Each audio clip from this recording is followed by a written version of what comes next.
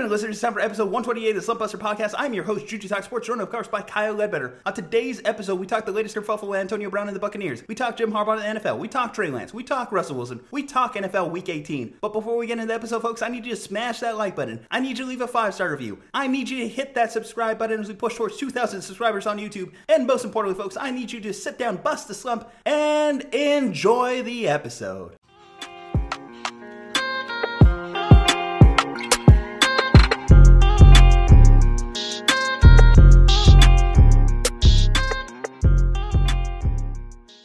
On this first recording of the new year, 2022. How are you doing, my friend? I'm doing fantastic here today. It's technically our first Slumpbuster podcast of the year, but of course we have wonderful videos out, like our reaction videos to the college football playoff and preview of the national championship, of course, here in this fine 2022. Not that I'm a total shill, but I'm proud of myself for being able to weave in all the wonderful content on the Slumpbuster podcast that we can promote and the Slumpbuster YouTube channel, of course. We're doing quite fine here on this first 2022 week.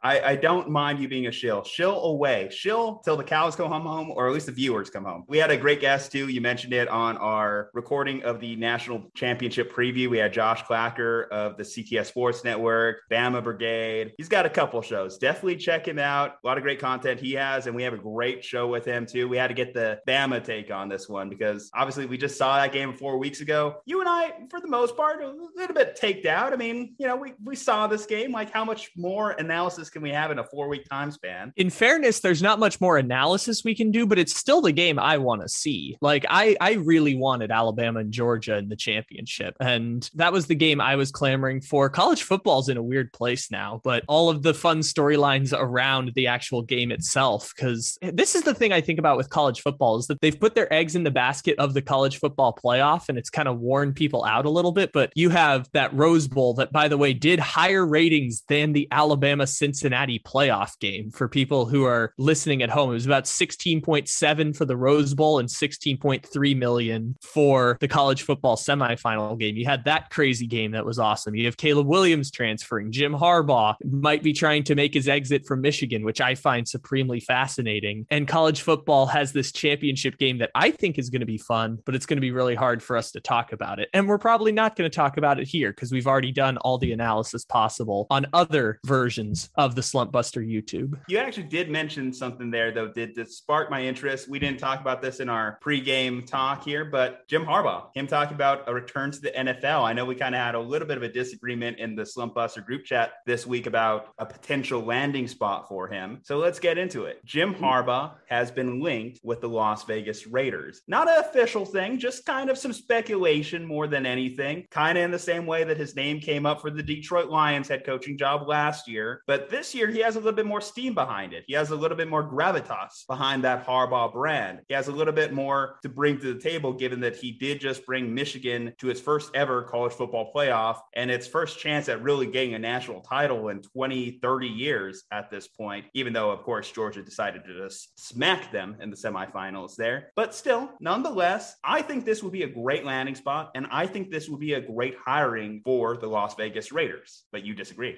I disagree on both fronts here, and I'm going to talk about this more in depth on Take It Easy. The Spark Notes version of this is basically this, is that from the Jim Harbaugh side, let's think about what Jim Harbaugh would be giving up to leave this job. Jim Harbaugh feels like he's in this place right now where he can have one of these Chris Peterson, Mike Gundy, Mark D'Antonio type of jobs for the next decade. Jim Harbaugh's in his 50s now. As a head coach, he probably has 10, 15 years left as a head coach. Maybe he decides to retire early like a Bob Stoops or Chris Peterson at Washington, who retired at 57. But Jim Harbaugh is kind of in this place where Michigan is not one of the 10 to 12 premier programs in college football, but they're in this next group where they're willing to invest in the football program to build a stable winning program. It's not going to be nationally great. It's not going to be one of the 10 to 12 programs that I would argue those jobs are better than an NFL head coaching job. job. Alabama, with the power and resources you can invest. Georgia, the University of Florida on a good year. The University of Texas, when they turn things around, they have more money to invest in those programs.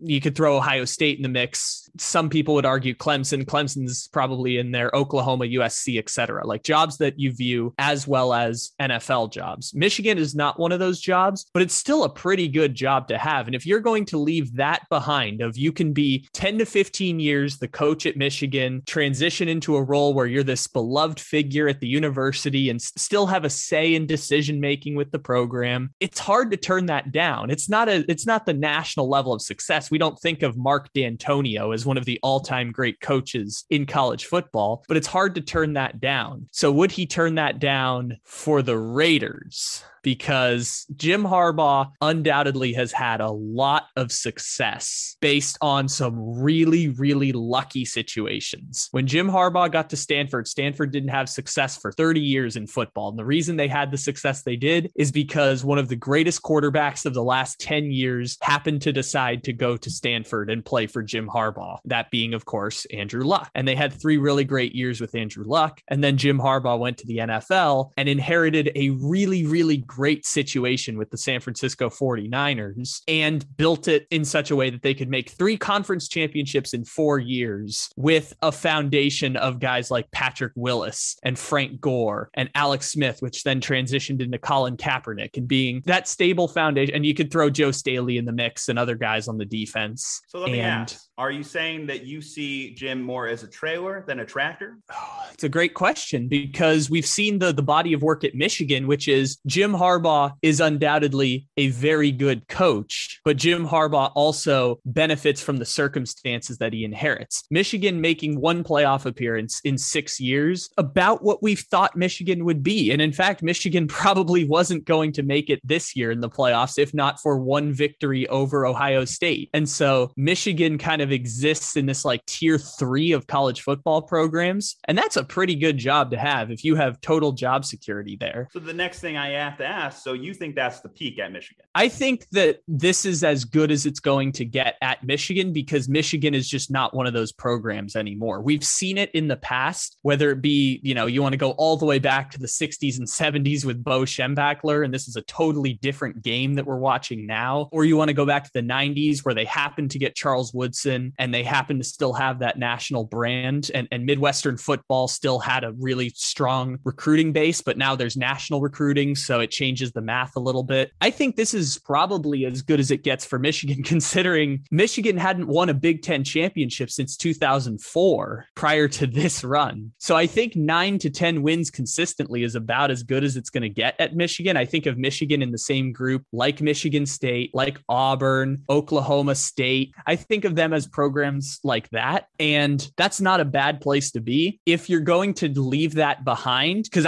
if I were in that position, I would have a really hard time leaving that behind. Like Mike Gundy's turned down multiple head coaching offers at the University of Tennessee, the University of Florida, Ole Miss, because he has this good thing going at Oklahoma State. Is Oklahoma State ever going to win a championship? No, Oklahoma State's never going to win a championship, but they're going to be pretty consistently in it every single year, make a bowl game every single year, win 8-9 games every single year. To leave that behind, I would have to leave for the perfect job, and nothing screams dysfunction more than the Las Vegas Raiders, other than maybe the Jacksonville Jaguars and the Detroit Lions. But after that, even the Detroit Lions, though, by the way, the Lions have made 3 playoff appearances in the last 20 years, and the Raiders have 1. So even the Raiders scream dysfunction more than the Detroit Lions. And I don't know if I would want to go to that organization. I don't think the marriage works for either side. I don't think the marriage works for the Raiders or Jim Harbaugh. Okay, here's why I think that it works for Jim. I think that the incentives there, you said the incentive to stay at Michigan because you could be comfortable. You could stay at a job for 10 to 20 years. You could just coast by on your reputation, get it 10 wins. And that sounds fine to the general population. I don't think that's Jim Harbaugh, man. I don't think that's what Jim Harbaugh is all about. Jim Harbaugh wants to be in that championship conversation. Jim Harbaugh wants to be among the elite head coaches. I think that Jim Harbaugh, while he loves what he did at Michigan this season, he ultimately wants more. And if it proves untenable for him to get more at Michigan, then I think he is going to pursue a job that intrigues him, a job that interests him. And the Raiders, I understand the reason to doubt the Raiders organizationally. me. Obviously, your lifetime, my lifetime. They've been bad for a majority of that. I got a little bit of the end of the Rich Gannon, John Gruden, Callahan as the head coach,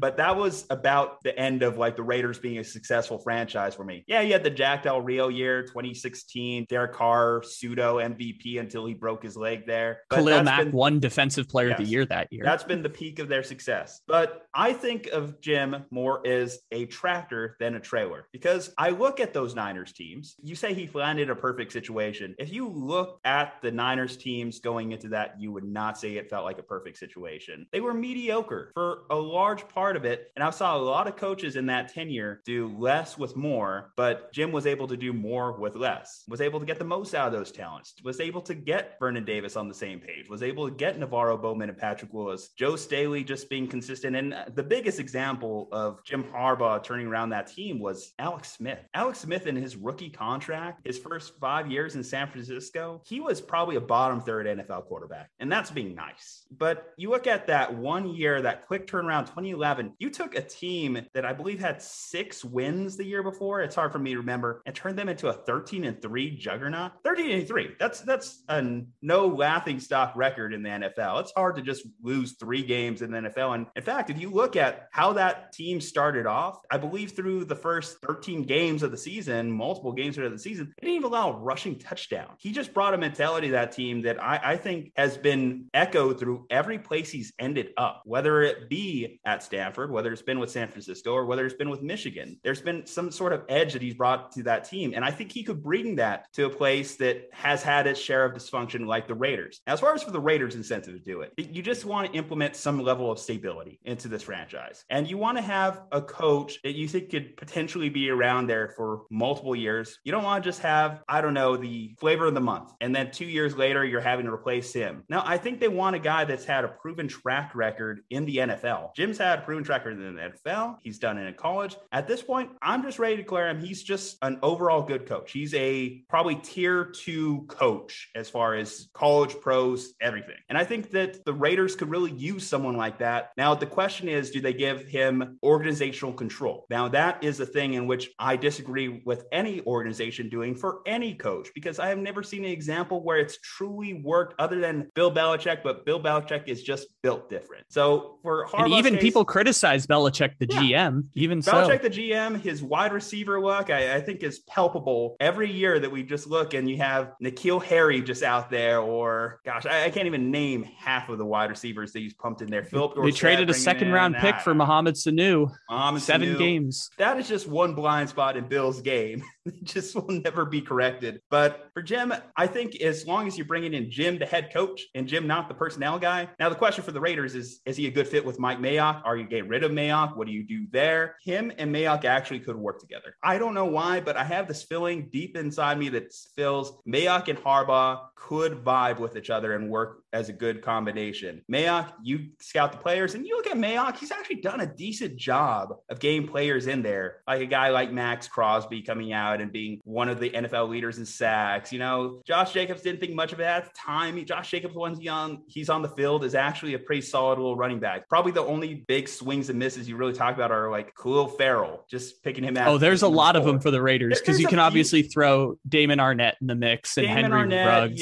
Yes, different reasons there as far as that, but they were contributing on the field is the thing. They were good draft picks up until their personal life issues came into play, which could you say, were those guys more Gruden guys? Were they more Mayock guys? I think Mayock has done good jobs in the later rounds, picking up guys that have contributed to the Raiders team. That defense has made a turnaround in the last years. The fact, we're going to get into it. They're competing for a playoff spot this year when they have lost their head coach, their first round draft pick from a year ago, just saw a legend of their franchise pass away. And the Raiders are still hanging around here in week 18. If you told me they just had stability at the head coaching position, this is a franchise in a new stadium, a new environment. They left the Oakland Raiders behind. They're the Las Vegas Raiders. They could cement their legacy in Las Vegas for a while. And I think it starts with making a big boy hire, getting some guy with some big boy pants. I'm talking about those khakis. Get those khaki pants on your sideline and you'll win some games, Las Vegas. I mean, isn't that kind of what they just did before? Like Mark Davis said, we need an identity as a franchise, and Jack Del Rio was a fine coach, but they wanted the sexy $100 million coach. But again,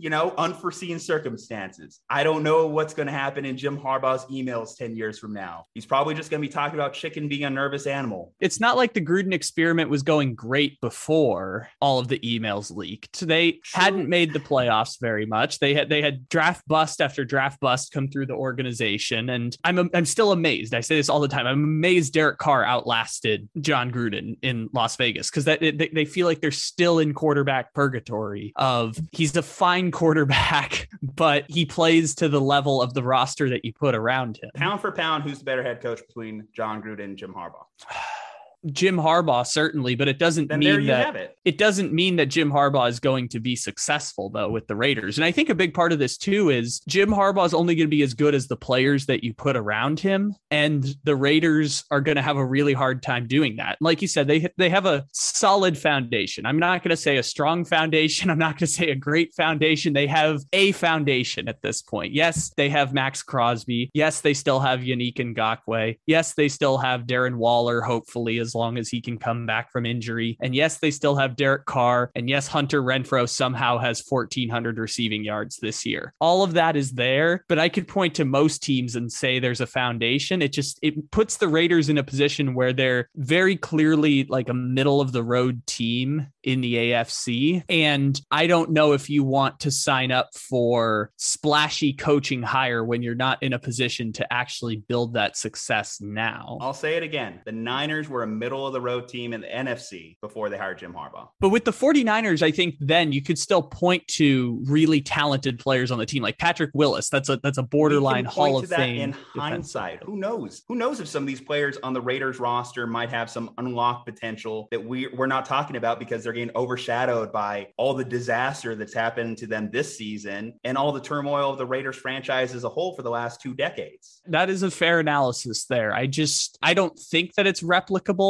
Maybe the Raiders want to try it, but I feel like you would be setting yourself up for another 3-and-out type of situation. Well, here's the second part of this. We literally talked about this last week, the other 4 names that the Raiders were talking about. You didn't care for a Leslie Frazier. You don't want Todd Bowles. You don't want some of the other, so in their own coaching staff, Gus Bradley or Rich Vespaccio. Those 4 names, you said it yourself last week. No excitement there from that. Who else are the Raiders hiring that is a better hire? I'll give you a few down the road that I'm thinking of. One of them would be Kellen Moore for the Cowboys. I think that's one where it's like a low risk, high upside potential hire. Nathaniel Hackett for the Packers as an offensive coordinator. I think that's an interesting type of hire. I don't think Doug Peterson would be that interested in the Las Vegas job, but Doug Peterson reflects kind of something interesting. Doug Peterson reminds me a lot of Jim Harbaugh. You're getting a lot of similar type qualities, and he was at the mountaintop. He did win a Super Bowl. That would be a impressive hire for them. For this organization, coming off of what they're just dealing with right now, that would be impressive hire. Yeah, I think that Peterson would be something. I'll throw Eric Bieniemy in the mix there too, because we kind of gloss him over every year. I don't know what the reasoning is behind it at this point, but we kind of gloss over him every year. So those are some names that I'd throw out that at least would get me more interested. And part of that is just because I haven't seen it before. Maybe it's something that we just don't know and we're just missing out on some parts here. But I feel like the Vegas glamour of Jim Harbaugh as a hire. Again, by the way, I just found out 58-year-old Jim Harbaugh, 58-year-old Jim Harbaugh as your head coach feels like it would be quite stressful for Jim, but it also reflects Jim trying to maximize his window while he still has a chance, because as soon as Michigan has another 8-4 season or 9-3 season, we're not talking about Jim Harbaugh for one of these jobs. And I think that's probably part of it too, is that I feel like I know what Jim Harbaugh is at this point. It is stability. I think whoever the Raiders hire is going to fail because they're not going to make the playoffs in the next 3 years. But at the same time, I don't know if Jim Harbaugh would want to sign up for that when maybe you could wait it out for a better situation. And if not, Michigan's a pretty good place to land. I should have probably clarified that on the front end. No matter who the Raiders hire, I don't think it's going to work out because the Raiders can't get enough talent to make the playoffs consistently in the AFC. I will push back on you. They hired Jim Harbaugh. They're making the playoffs next year. Bet. That's a lot of ifs, ands, and buts in between, but I feel very confident. We will answer the ifs, ands, and buts here in the next 2 weeks when it happens. Am I right or am I right? Yes, and I will take those odds absolutely, because I already know the Chiefs are winning the AFC West. So now you can filter in the playoff spots after that, wherever you want to go. And I'll take the Chargers. I like the Chargers. I know they're playing a 1-game toss-up with the Raiders this weekend for a playoff spot, but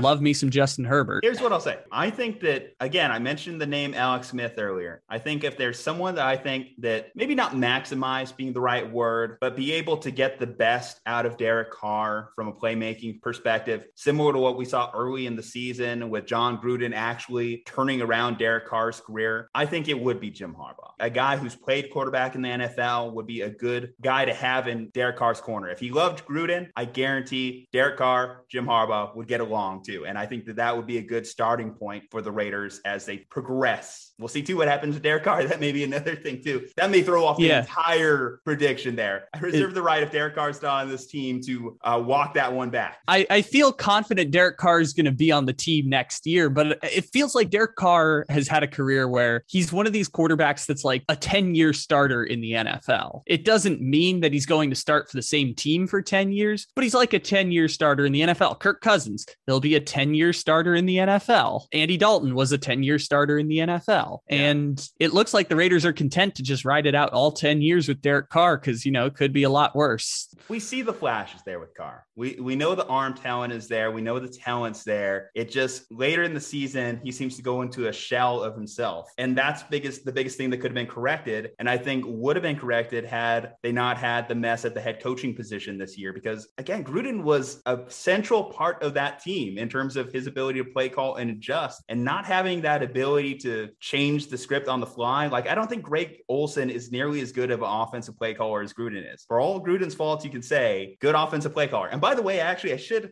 clarify something from last week that just made me think about something. John Gruden's not dead, folks. If you listen to the opening intro of last week's podcast, yes, it was not John Gruden who died, although he's been MIA for the large part of the season here. I think he's suing the NFL. I think he reemerged to file a lawsuit against the NFL. Emerged from the shadows to exit the court of opinion and to exit the court of, I don't know, what would you call it? Trivial lawsuits? I guess it's not trivial when you're talking about civil court. Civil court. There we go. Enter the court of civil court? No, that doesn't sound I guess. Right. Or enter civil court, I think would be the pronunciation for it. But yeah.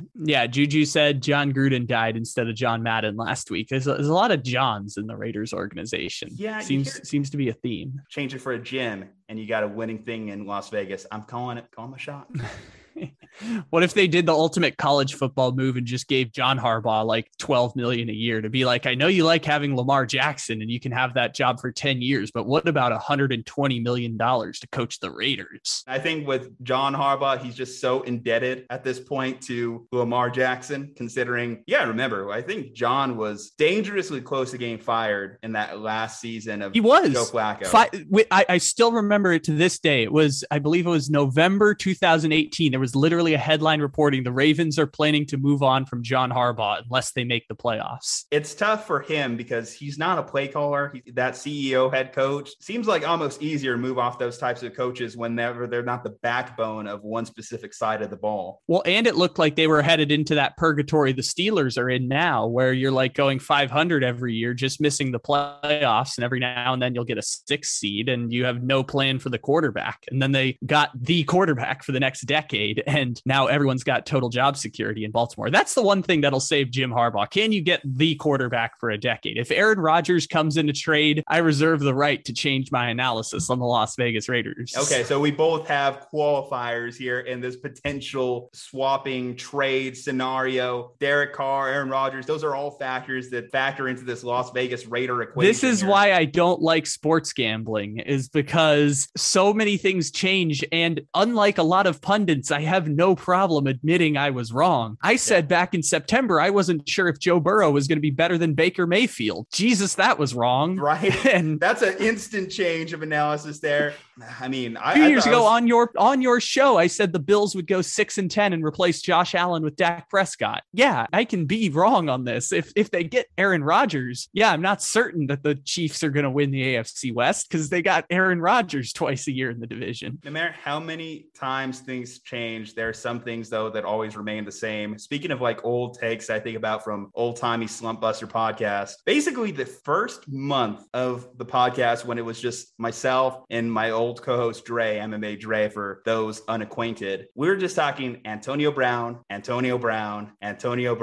because we started this podcast right in his short-lived tenure with the then Oakland Raiders, right in the middle of Hard Knocks. Knock on wood if you're with me, folks. And here 2 years later, Antonio Brown is still very much a subject of discussion. Obviously, everyone has seen the inauspicious exit of him on the New York Jets field in MetLife Stadium, doing jumping jacks while also at the same time claiming he didn't want to go in the game due to an ankle injury. So interesting to think about there. This, of course, is just 2 weeks removed from him getting off a suspension for providing a fake vaccination card to the NFL. Now, I know we kind of talked about it a little bit after we got off our SEC championship, national championship preview, but it sounded like you were taking the more empathetic take than I was. Let me know your thoughts. Antonio Brown, where are you at with this guy at this point in time? I like to think that I am a more empathetic person in general. So I humanize a lot of people in general, sometimes to a fault, but I generally tend to lean on the side of empathy in just general day-to-day conversation. Before talking to anyone or hearing anyone else talk about the Antonio Brown situation, I recorded the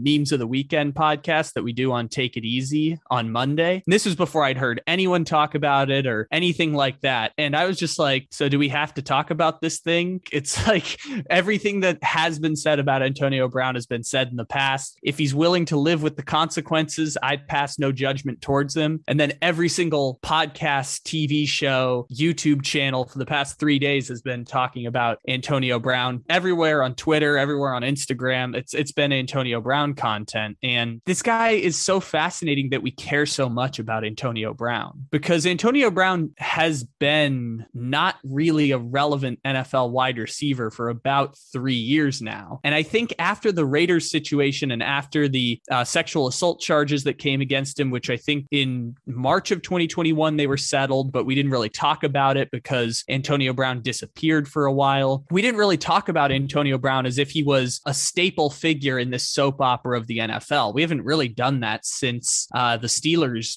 the Killer Bees team came to an end. I think that was back in 2017 was the last year they were officially together, because 2018 Le'Veon Bell held out. So really it's been like 5 calendar years since Antonio Brown has been a storyline like this, or a storyline for being a Hall of Fame wide receiver. And I was surprised that everyone wanted to weigh in on this situation, because yeah, it's crazy and yeah, it's funky, but it feels like we care more about the perpetrator in this situation than we do about the person, because Antonio Brown seems like not a nice guy. You mentioned that fake vax card thing, and the thing that was most fascinating to me about that was because he didn't pay his personal chef like $7,000, his personal chef got revenge and leaked his dirty secrets to the Tampa Bay Times. I'm like, this was so not worth it. And Antonio Brown is a really interesting character that we don't really know a lot about, other than the stuff that he puts out on social media and the antics that get everyone with an opinion and a platform riled up. But Antonio Brown is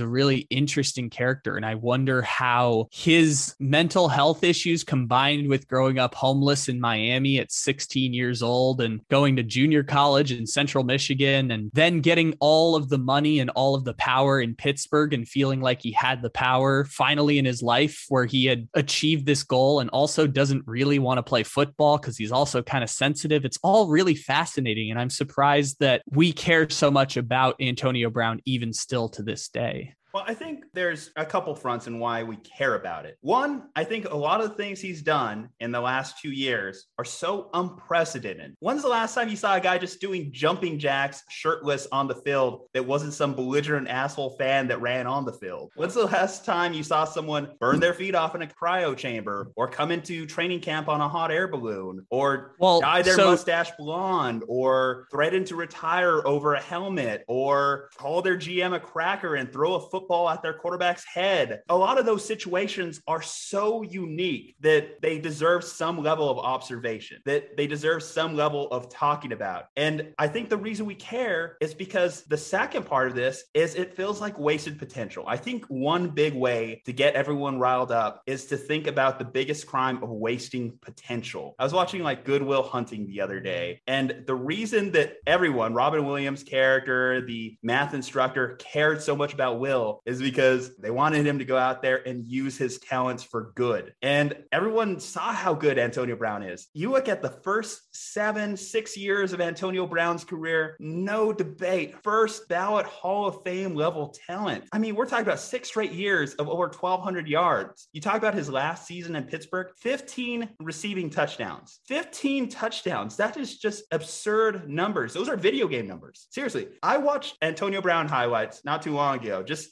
had to go down that rabbit hole. Remember Pittsburgh AB, and it was watching a video game. I swear to God, just his breakaway speed, the way he would just cut in and out of routes. It was far and away the best wide receiving talent. This is a time when we had peak Julio, peak DeAndre Hopkins. Calvin Johnson was still in the league, and still AB just stood apart from the rest of the field. And I think if you ask why people have their panties in a bunch when they think about Antonio Brown, it's one, the uniqueness, and two, the resentment over wasted talent, the wasted potential, because everyone would kill to be in a position like Antonio Brown is. Very few people that would say, if you trade me into Antonio Brown's like shoes, I would just be a model citizen. But since Antonio Brown just can't do it, or always do it for any sustained period of time, it just turns into this circus act each and every week that we have to deal with him. And it's exhausting too. And it deserves some level of conversation because, listen, I think to a certain respect, because I've had people message me and it's like, man, I'm curious to hear your take on Antonio Brown. I'm curious to hear your take on Antonio Brown. And yes, I could go a week without talking to Antonio Brown. I remember when he left the Patriots, I was like, okay, we won't talk Antonio Brown until the day he signed with another NFL team. It was a relief. It was a weight off my shoulders. Not having to talk AB, oh my God, like that was freeing. It was as freeing as disengaging from politics for a length of time. But the second that he stepped back on the field, he then became my problem or my assignment as someone who runs a sports podcast, as yourself. It would be doing a disservice to not talk about it. And do I have any new takes? Do I have any new nuance to add to it? Probably not, because as you mentioned, there's millions of people talking about this thing. But Antonio Brown also knows that there's going to be millions of people watching his every action. And that's why he decides to act out sometimes in the way he does. Of course, we could unpeel the onion a little bit more, talk about mental health here. The only thing I worry about with that is, do we allow a guy like Antonio Brown to use the mental health argument as a blanket statement so he can act with impunity? That is my one fear whenever we talk about mental health when it comes to Antonio Brown. I think it's interesting on a couple fronts because we don't have to talk about Antonio Brown. Like, this is the part that is fascinating from just a national standpoint, is we don't have to lead 3 or 4 days of content with Antonio Brown. Now, whether people want that or not, that's a different story. I talked about this with the Brittany and Jackson Mahomes stuff that went on in October, which was, I felt really uncomfortable making jokes about that. Last year, when the Juju Smith-Schuster stuff was happening, I made a lot of jokes about that on Instagram, and looking back on it, I feel bad for doing it. And the same thing happened with me with Antonio Brown in 2019, which was I started podcasting in June of 2019, and I was learning a lot of this and just like kind of repeating things that I heard and calling it my own before being able to learn how to formulate takes and talk to myself in a microphone with 1,000 hours of practice and things like this. And I have my regrets about jokes that we made on Comical Sports and jokes that we made on the podcast about Antonio Brown. And the way I kind of navigated it this week was by talking about Kevin Porter Jr. And most people listening to this may be like, who is Kevin Porter Jr.? Well, I will tell you that on the exact day that the Antonio Brown situation happened, at halftime of the Rockets game the night before, John Lucas III, who's an assistant coach for the Rockets, cussed out Christian Wood and Kevin Porter in the locker room. And at halftime, Kevin Porter threw an object, according to Shams, threw an object at John Lucas and left at halftime. Just left the stadium, got in an Uber and left at halftime. When they tried to sub Christian Wood in the second half of the game, Christian Wood said, no, nope, I'm good. I'm not going in. And Kevin Porter Jr. and Christian Wood were suspended one game. Nobody's really talking about it except people who are really in the NBA circles. But I think that goes into what I was mentioning, though, of the level of talent that AB is, that we all see what we see, that he is a Hall of Fame level talent. And to add to it, he's also doing it on last year's defending Super Bowl champions, a team that is going for potentially a Super Bowl repeat. If this would happen in Detroit, if this happened, I don't know, name an also terrible franchise. If this happened in Jacksonville, maybe we probably wouldn't. Didn't Vontae Davis do it in Indy or Buffalo or something? It exactly happened in Buffalo. Guy retired at halftime, and that was the end of it. But also with Vontae Davis, we're also not talking about levels of impropriety thrown onto it like we've seen, of course, with Antonio Brown. Like you mentioned, and you mentioned this after the championship preview that we did too. There's also just criminal aspects to this that we can't dive too much into because we don't know the full level of circumstances going into there. But there's criminal aspects. The things that have been credibly reported for people who are wondering is that the reason he was cut by the Patriots, it was Robert Kraft's decision, was because Antonio Brown was charged with a couple counts of sexually harassing workers that came to his home, female workers who came to his home, and one case of sexual assault. One case of sexual assault and 2 counts of sexual harassment. The sexual assault case they settled in March of 2021, I believe. Those are things that have been credibly reported. Other than that, that's the background there. And that's why, too, I've seen this argument come up on Twitter as well. AB or TO, who is worse? The worst TO did was do sit-ups in his driveway. That's the way I kind of like look at that situation. AB and TO aren't even the same conversation at this point. AB and Vontae Davis aren't in the same conversation at this time. AB has separated himself into such a unique category that I also think not just here in the week of observation that we're having this, 10 years from now, Antonio Brown will be such a unique case study just to look at what happened in hindsight. How did Antonio Brown's career just turn from, again, first ballot Hall of Famer to first ballot, I don't know what to call him at this point. Well, let me ask you this. Bust? I get what you're saying. Like first ballot, I mean, not my words. I put these in air quotes. First ballot clown show. Because when you call someone a clown, you're calling them the B word. That's just a fun Twitter thing for people who don't know. When you call someone a clown, it's just another word for the B word. But at the same time, B word, come on, man. You can say it. We have no censors. I know, but it's just, I don't know which times it's the derogatory one and which times it's just the slang one. So I just tread on the safe side because I don't know when it's derogatory and when it's not. So when I don't know, I trend on the safe side. You never know when someone's going to clip specific sections of audio. Fair enough. The question I'll pose to you is, say Antonio Brown, I'll take you back to January 1st, 2019, or the end of the 2018 season when, he just leaves practice because Ben overthrows him and yells at him, and he leaves practice and just doesn't show up for the last game of the season against the Baltimore Ravens. And then he gets traded to the Raiders and everything else. First of all, he gets traded to Buffalo, then says, I'm not going to Buffalo. Another unique thing.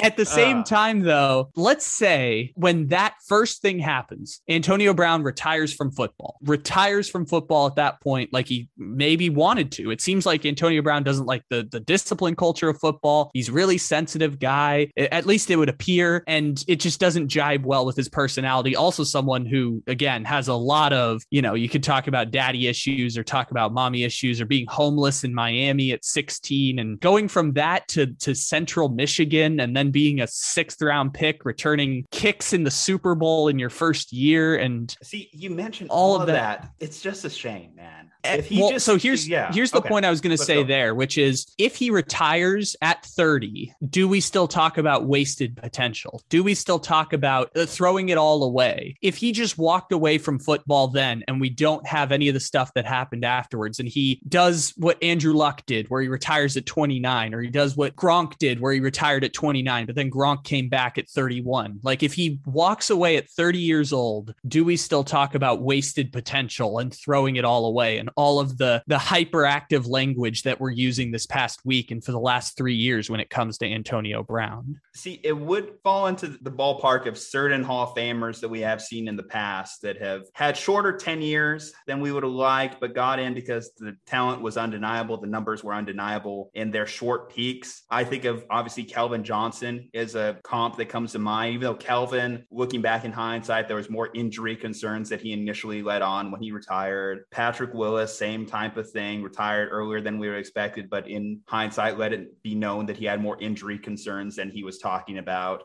Sandy Koufax, I guess, would be a similar comp, but of course, Sandy Koufax is milquetoast compared to Antonio Brown. I think we would have been disappointed, yes. And I think we would have been mostly disappointed because we enjoyed seeing Antonio Brown out there. He's a spectacle. Like in terms of just the player, Antonio Brown is a treat to watch on NFL Sundays. I remember talking with some friends that were Steelers fans. You want to know how much of a treat he was? They were talking about naming their kids Antonio because of how much of a Steelers legend Antonio Brown was becoming. He was ready to walk down that same vein of Steelers Hall of Fame wide receivers from years past. You know how the Steelers just kept recycling Hall of Fame level wide receiver after Hall of Fame level wide receiver year after year after year. That was Antonio Brown's show. And then Juju came into it, and it just seemed like everything just slowly started devolving from there. I think there would have been just some level of disappointment there, but we could have lived with it. I think we could have lived with it a little bit more than for someone to actively be ruining their NFL Hall of Fame resume, to go to such lengths, intentionally or unintentionally, to burn down your entire legacy, I think is what's most hurtful vicariously. Well, the point I would argue there is if he retires at 30 and we all agree he's a first ballot Hall of Famer for what he did in Pittsburgh, then he's still a first ballot Hall of Famer now. I'm not going to apply the character clause or morals clause because there's a lot of hypocrisy involved in a lot of that stuff. Like Antonio Brown. Okay. Yeah. T.O. Yeah. Right? T.O. getting held off for multiple years. But again, T.O. and A.B., it's an apples and oranges conversation at this point in terms of the certain levels of,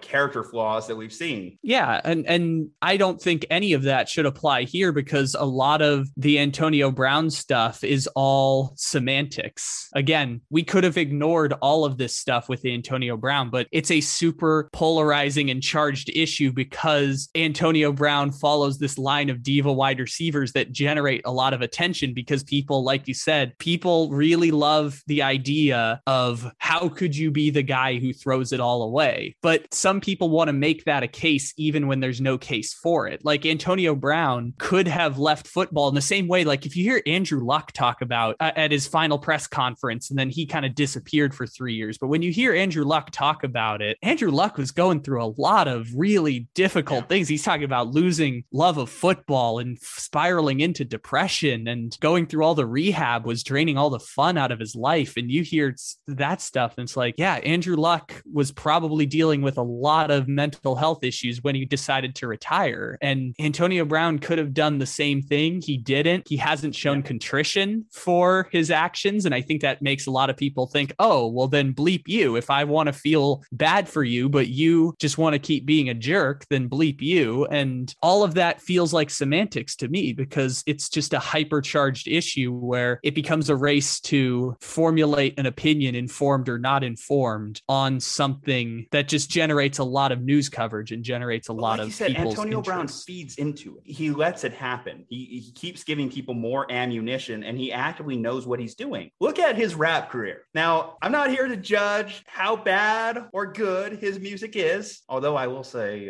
it's not going to be on my playlist anytime soon.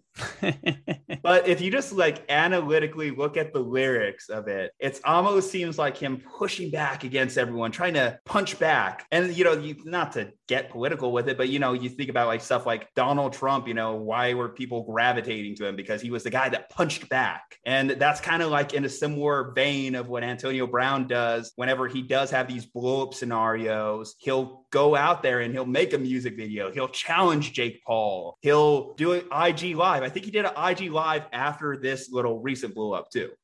He did a rap video, I guess, or a rap song after he dropped a rap song yes. immediately after leaving the stadium. You're correct. So it's not like he's not aware of what he's doing sometimes. I think that's the other thing to it. I have an idea for this, but I don't know whether it's grounded in fact. This is just kind of me trying to put pieces together. And ironically, I heard Ricky Williams talk about this idea, and I found it really fascinating, which is when you don't want to play football anymore. And it seems like Antonio Brown really doesn't want to play football anymore. It's that the environment is not healthy for him. He's really sensitive. Bruce Arians bucked heads with him all the time. Like, though, you say that he doesn't want to play football, and I agree with you based off his actions. Your actions speak louder than your words, but he has had words. He has had statements in the past too, where he's had his little hiatuses over the last 2 years where, man, I wish I could just be playing. Man, look, I can still go out there. It's kind of somewhere, I guess this is where he is somewhere, T.O., how T.O. kind of got blackballed from the league and still at age 48 is saying, man, I could still be out there. Bucks, sign me. And I think a big part of the reason, and T.O. is in the same camp, is Antonio Brown has a really freaking awesome job. Antonio Brown also makes a ridiculous amount of money to play football. And this happens to a lot of NFL players where when you retire, you try and keep that lifestyle going. It's that like the rest of your life, you think, and a lot of times is, unless you change your expectations, it's never going to be as cool as being in your 20s, worth $20 million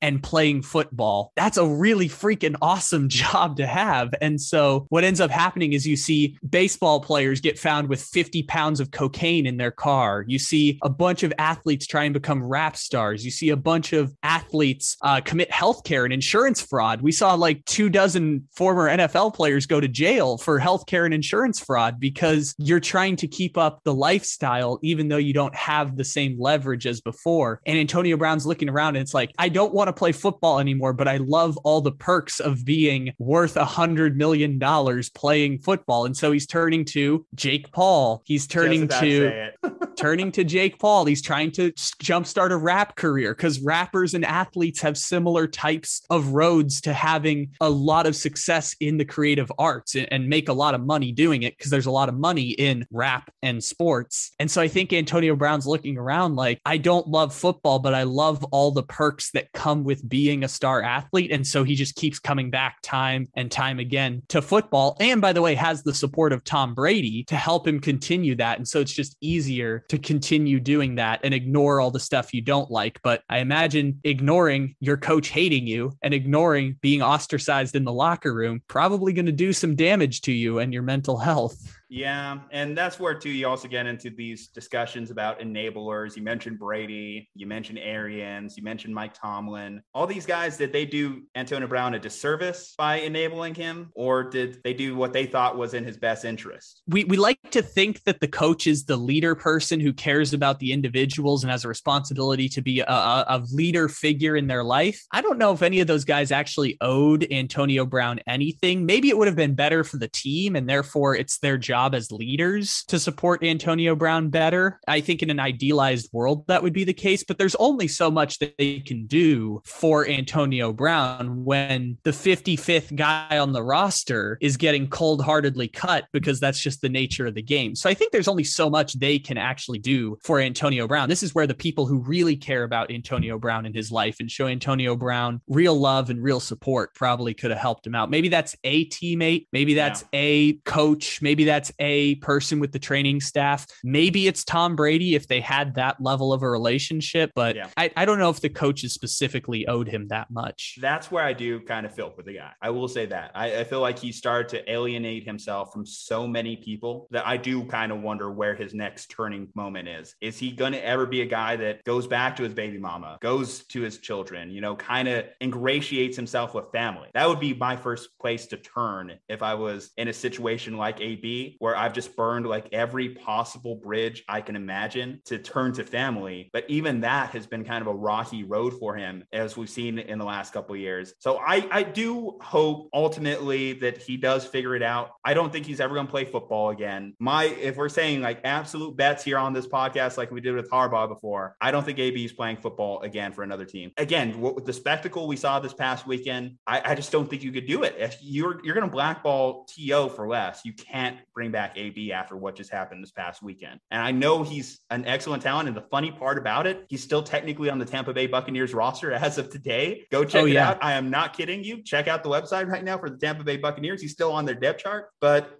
I don't know. I can't speak what are the right steps he needs to take, but he just needs to change the script here. Just change the script on his life, because at this pace, at this rate, because we're talking about just the amount of headlines in just a 2-year time span, it speaks disaster in 5 years if he keeps going at this pace. Yeah, I think there's truth behind that. And I honestly think if Antonio Brown keeps getting drawn back into the football lifestyle, if he can't find a pivot to somewhere else or find something new that gives him purpose in life, I think he'll be back. And I think there will be some team that will take a risk on him. Maybe not. I know when he was originally coming off of his suspension, there were 3 or 4 teams that were interested in signing him then. And I imagine that there will be teams interested in signing him again. I just don't know if there's going to be a perfect match in there somewhere. Maybe it's like Carolina or something. And maybe, by the way, it won't be this year. It won't be until the off season that this happens. But I think someone somewhere is going to give Antonio Brown a chance if Antonio Brown wants, or if Antonio Brown gets drawn back in, because it doesn't feel like he wants to play football, but it feels like if he gets drawn back in because you've been away from the sport for 6 months and you're spiraling into depression, or you're spiraling into alcoholism, or you're trying to find some way to move on from football, but you also really miss all the perks of being a football player, then he'll get drawn back in the same way Adrian Peterson's out here signing with the Tennessee Titans practice squad. Josh Gordon, right? That's another comp to put in here too. Although I think the difference is there is just like Josh is only hurting himself most times, where AB has had moments where he's hurting other people. Josh Gordon's is a really freaking interesting story, because we talk about humanizing people. Like, people don't really make the stay off the weed jokes anymore because weed is more culturally acceptable and addiction is not in the same boat. Have a little fun with it, because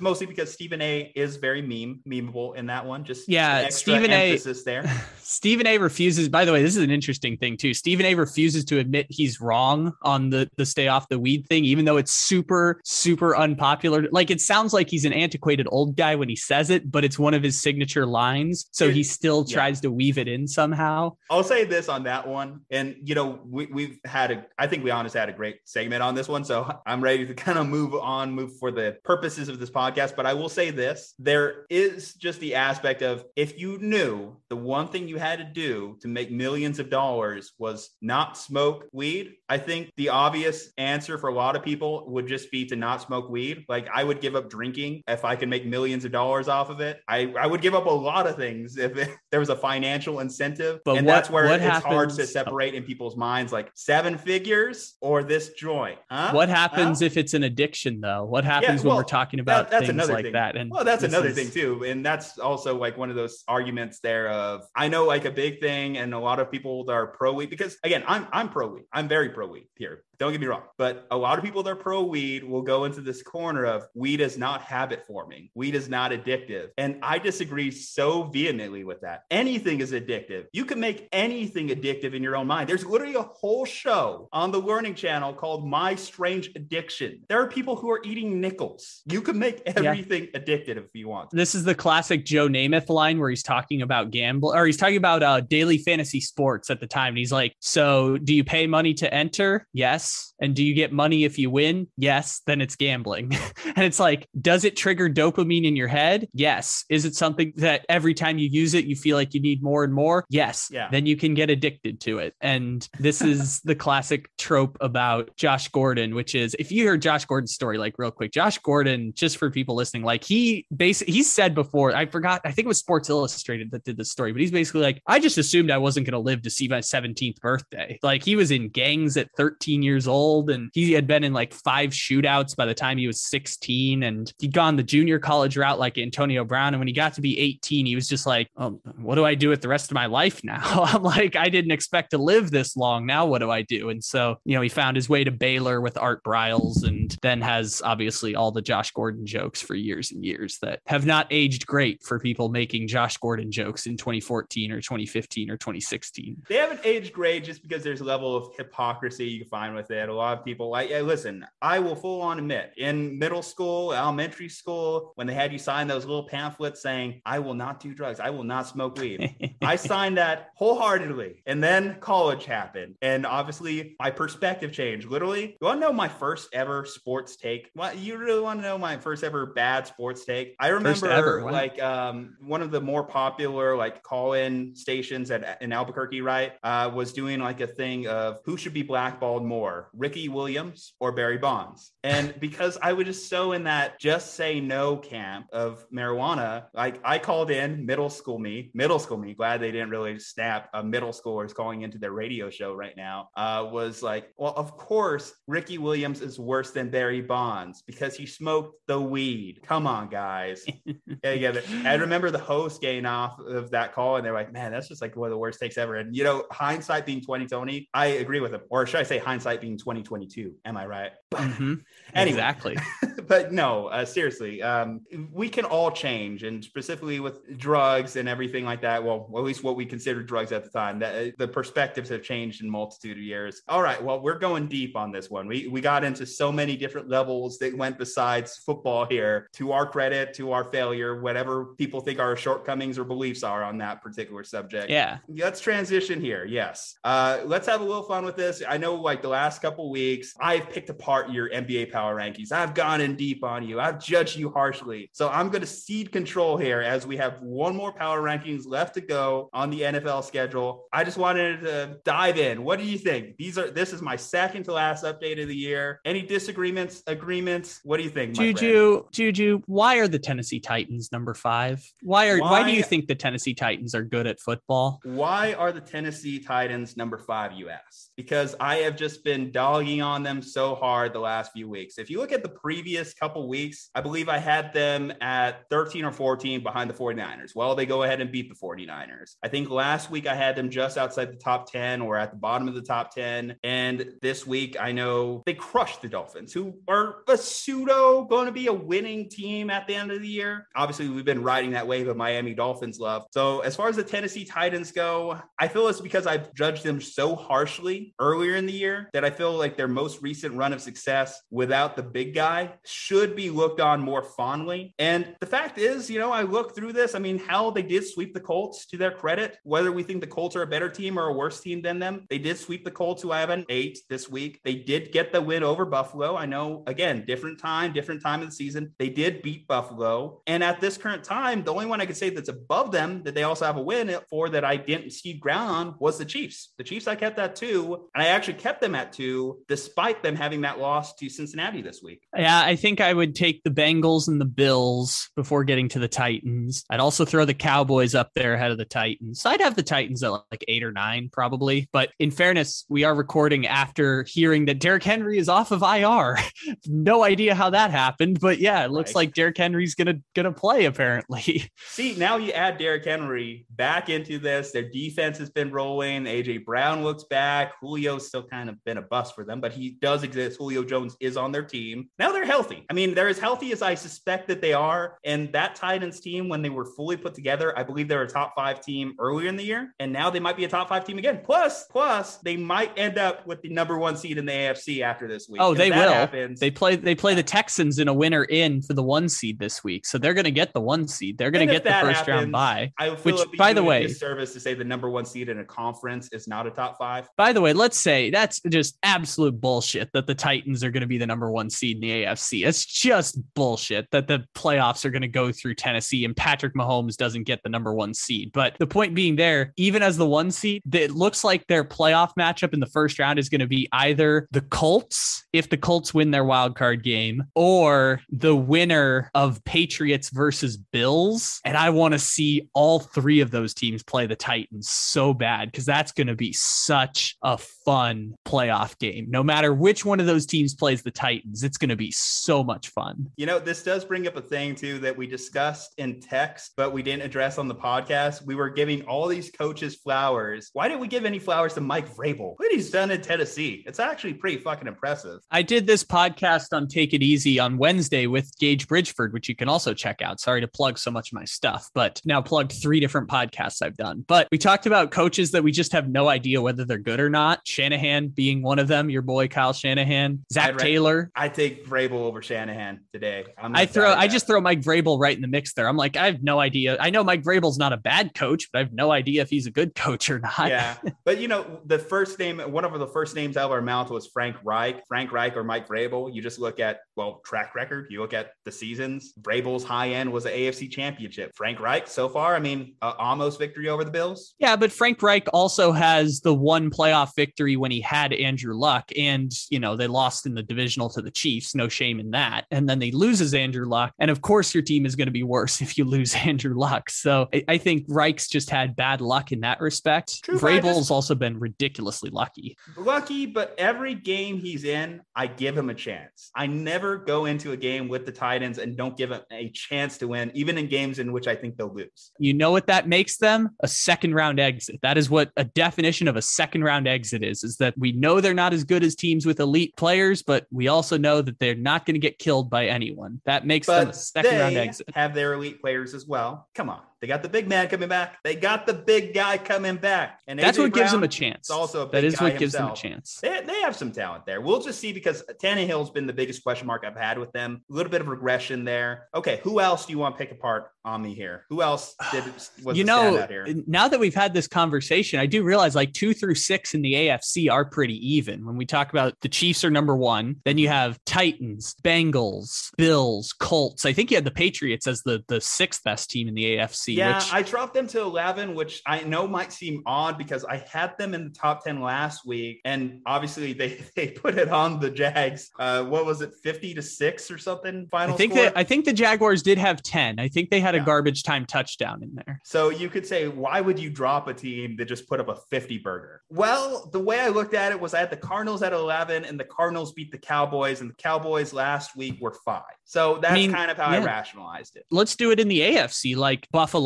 Buffalo slaughtered the Patriots. I know it wasn't that big a blowout on the scoreboard, but Buffalo slaughtered the Patriots. Colts 2 weeks ago won a head-to-head rather handily against the Patriots. Cincinnati, we all think Cincinnati's pretty good. And the Titans. Yeah. I would put the Patriots over the Titans, but the Titans are getting Derrick Henry back. So it's hard to put anyone over them because those teams are all so close together. And that explains 8 through 10. Colts, Cardinals, Cowboys. I have them lined up as such because Cardinals beat the Cowboys, Colts beat the Cardinals. Easy peasy. I can get that, but I do think the Cowboys are much better. I think the Cowboys are probably the 4th best team in the NFC. What was that discussion we literally had last week when we talked the Cowboys? Are they fraudulent? This was their first good team they've had to play in weeks, and they lose. Yeah, you can beat the hell out of Washington all you want. You could beat up on the Giants, the Falcons, but you face a good team. And I'll say this, not just a good team that was on a 3-game losing streak, that was backsliding into the playoffs,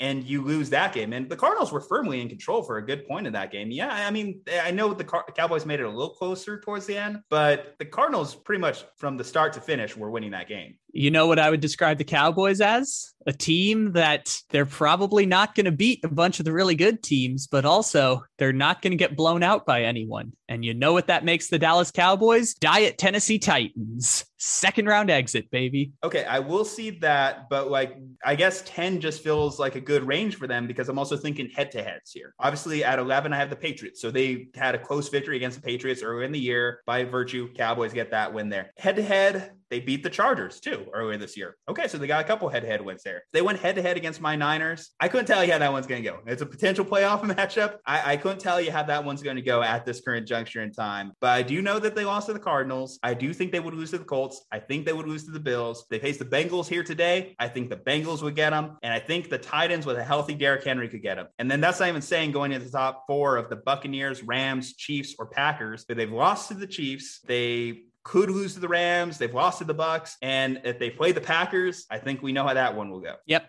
For tiebreakers, because you brought it up, and I imagine when we get to our game preview, we'll talk about this too, but there's about 98% certainty that the Dallas Cowboys are going to be the 4 seed in the NFC. And the only reason I say that is because they would need Tampa to lose to Carolina at home to not be the 4 seed in the NFC. So the difference between 10 and 7 is not that big of a deal to me personally. It's not as egregious as the Titans at 5, which I found laughable because I would probably put the Titans at 11 or 12. Give them their head-to-heads, though. I will say, I guess the only misnomer there is, of course, the Cardinals being at 9 versus Titans at 5. When the Cardinals, I guess, in week 1, but I think that's where I'm just like, it's week 1. That was just a weird game. And by the way, the Cardinals also then had healthy DeAndre Hopkins, healthy JJ Watt, healthy Max Williams, healthy guards on offense. The Cardinals have just been decimated by injuries, and it's not the same team that it was at the start of the year. I have to factor into the Cardinals ranking. They were just coming off a 3-game losing streak. Had that been a little bit prettier for them, had they not had a loss to the Lions mixed in there, then,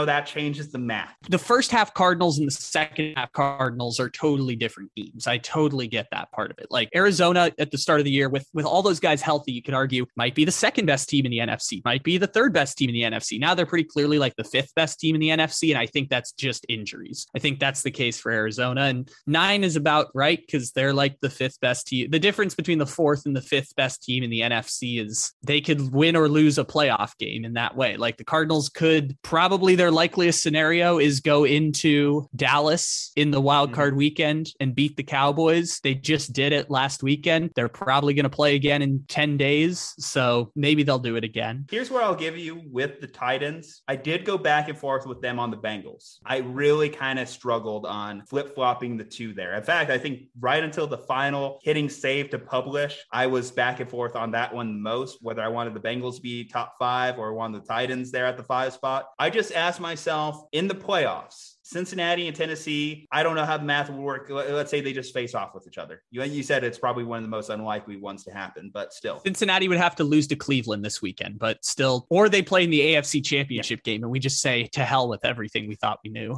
But if it happened, I would give edge to the team that's been to the playoffs over the last couple of years versus the team that's making its first playoff appearance in multiple years. And obviously you have a sophomore quarterback, and a really good sophomore quarterback, by the way, a really fucking good sophomore quarterback with a really fucking good rookie wide receiver. Let's have this one real quick. Just quick take. Better weekend, Jamar Chase or Zingbo from Ohio State?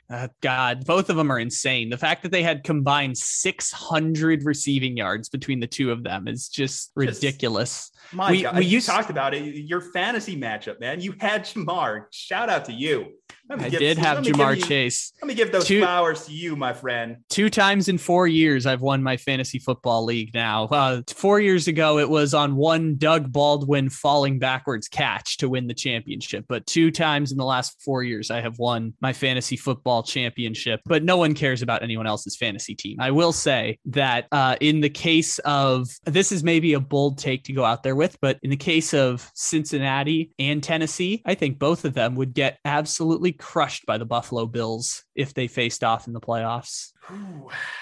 I struggle with that one because the Bills, they kind of righted the ship a little bit here. Obviously, a game that win over the Patriots was a nice little turning point moment for them. Their victory over Atlanta, though, was a little bit shaky. It wasn't as clean a victory as you would have liked for a team that you're considering almost Super Bowl contender. They should at least be up there competing with the Chiefs in theory. They won by 14 points, even though Josh Allen had a 15 passer rating in the game, which is the point I say about the Bills. They can win the AFC and they can also lose to the Patriots at home in the wild card game. So Buffalo, the AFC is wild except for the Kansas City Chiefs. And even the Chiefs might have to play Justin Herbert, or actually the Chiefs' 2 options as the 2 seed. They'll either play Justin Herbert or they'll play Jonathan Taylor in the wild card game. And both of those are not easy for Kansas City. Yeah, I would say if I was them, I would more prefer to face the Chargers over the Colts. We can talk about the Chargers more when we get to that wonderful game. That's true. That's true. Well, I guess with that said, for the interest of time here, any more objections? Let's go deep into the archives of teams that really, really don't matter. Do you have a problem with me having the New York Giants fall to 31 behind the Jets? Not at all. The New York Giants are really freaking bad at football. I totally understand that point. That's the Jake Fromm bump. Still disrespected about the Saints. Still feel disrespect. I'm sorry, the New Orleans Chimeras, as we're appropriately calling them, because as we'll find out, the Saints actually have a better chance to make the playoffs right now than the San Francisco 49ers. So I will take the New Orleans Chimeras and the disrespect of putting them at 18 over San Francisco. Okay.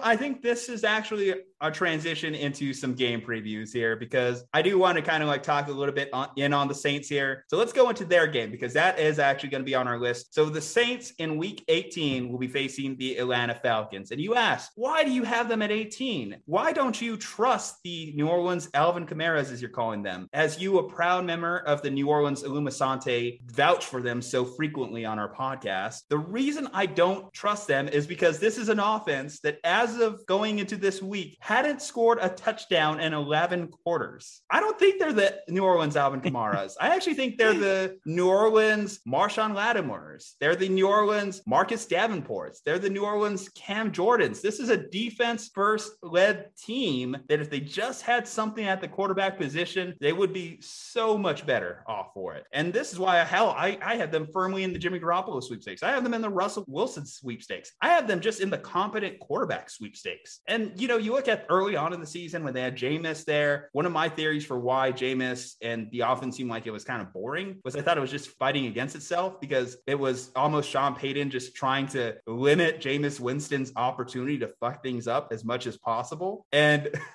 now at this point of the season, he doesn't even have that option on the table because Taysom Hill, Ian Book, this mishmash of quarterbacks, I forgot Trevor Siemian in there. It's just been so detrimental to their offense that if they do make it in the playoffs, kudos to them, but I do not want to watch their playoff game. Oh, absolutely. This is the problem is that there's only 5 good teams in the NFC, which means 2 of the NFC playoff games are going to be absolute blowouts. This is just the unfortunate reality of this season. If you told me them, and this is no bias in this, if you told me the Niners were in there, I think they would give up more of a fight than the New Orleans Saints will in their eventual playoff game. Oh, 100%. The 49ers could beat the Cardinals. That's a fantastic matchup that they would have if they got to meet up. But if the 49ers lose this weekend, they would be like the 7 seed if the Saints lose. Basically, the 49ers have a win and in game is basically where it's at. And in order for them to win and in, that would mean they would play the Arizona Cardinals in the 6-3 matchup, assuming the Cardinals don't lose to the Seahawks and all that stuff. We'll get to the scenarios later. But basically, the Saints need a win and a 49ers loss. The Saints win pretty easy. They're playing the Falcons, and the Falcons are, and this is a direct quote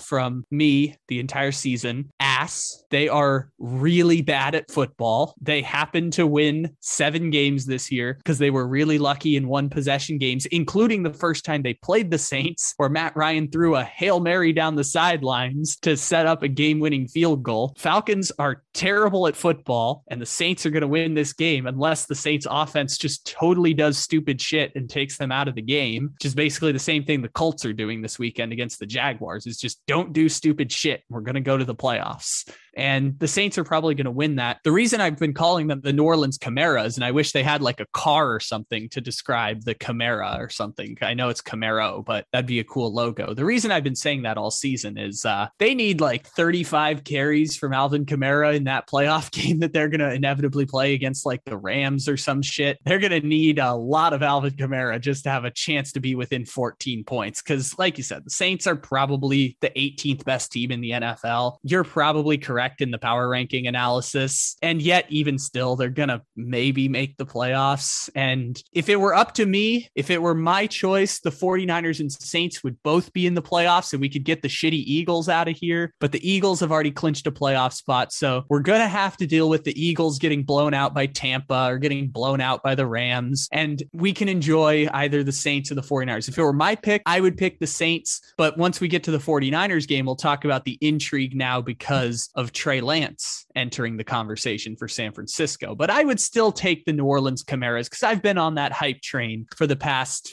4 weeks of in the bottomless pit of hell that is the NFC 7th seed. At least the Saints would be somewhat entertaining to watch in the playoffs. Disagree. I even like the Eagles more from an entertainment standpoint than the Saints. I have watched the Saints the last 3 weeks. I have no joy to be found in these games. They shut out Tom Brady, though. Joy. Yes, and they also, for their troubles, had 3 field goals. A 9-0 game. What is this, the 1950s? That game was fun. I don't care what anyone says. That game was fun. That was fun from a meme standpoint only, because then we could say at least the New Orleans Saints own Tom Brady in the regular season, and that is what it is. But no. You're telling me if we had a 9-0 playoff game, that wouldn't be like just absolutely legendary? If it was baseball, if this was October baseball, But no, I do not want to see it. And I can't even make the teams joke because New Orleans doesn't have an MLB team and they probably shouldn't even have an NBA team and they shouldn't have an NFL playoff team this season. That is why, you know what? Screw it. I'm 2 games behind you in this pick'em now. I picked up ground.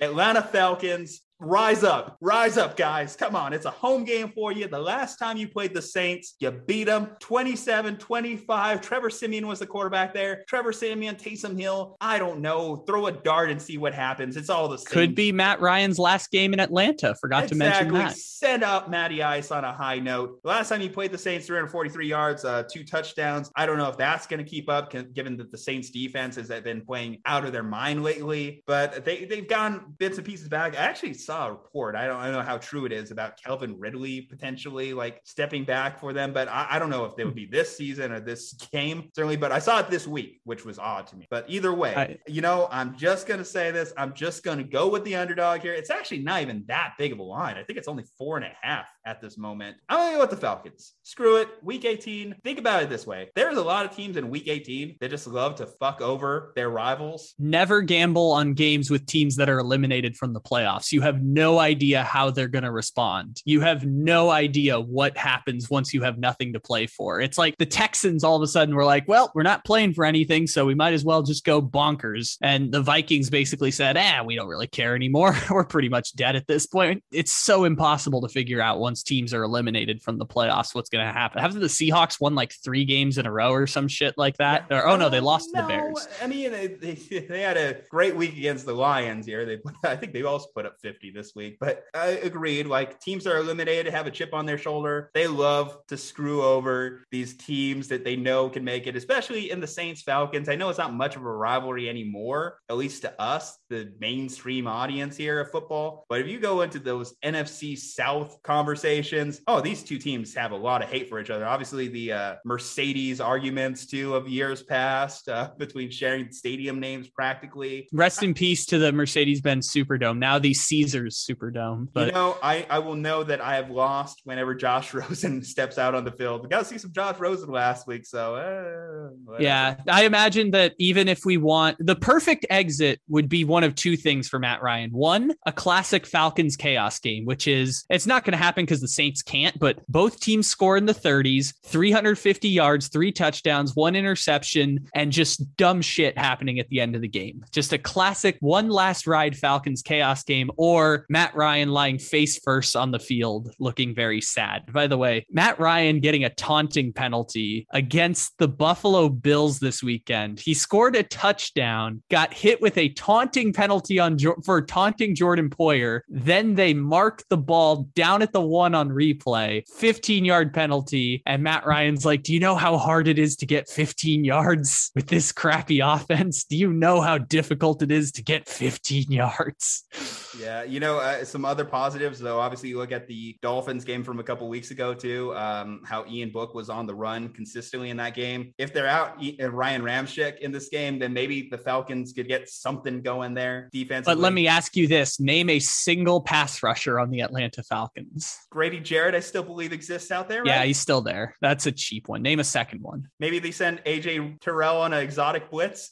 Can you name a third defensive player on the Falcons? Deion Jones. I think Deion Jones is still there. Yes, he is still there. The answer I was looking for is Dante Fowler. He's still collecting $16 million a year paychecks for that 1 year he played next to Aaron Donald. Hey, don't disrespect the former number 3 overall pick. Oodles of potential there that we've talked about every year since he's been drafted. It was accessed. That oodles of potential was accessed only when you put him right next to Aaron Donald for a season. Yeah, Dante Fowler wishes that he was like Marcus Davenport. Talk about just potential that just was unlocked. I think the Saints are happy there. Davenport's also on their injury report here too, so that could also be a big loss for them. But yes, Falcons chaos game. Give it to me. Just week 18. Send me off on a positive note. Light me up, baby. Let's go. Okay. I think that this is the perfect transition to the big part of the equation for the NFC playoff picture here. Only right to talk about my Niners here after we talk about the Saints. So the Niners, of course, are facing the Los Angeles Rams. The Niners have won their last 5 meetings against these Los Angeles Rams. But there is the key part of the equation that they will be doing it without James Jimothy Garoppolo under center as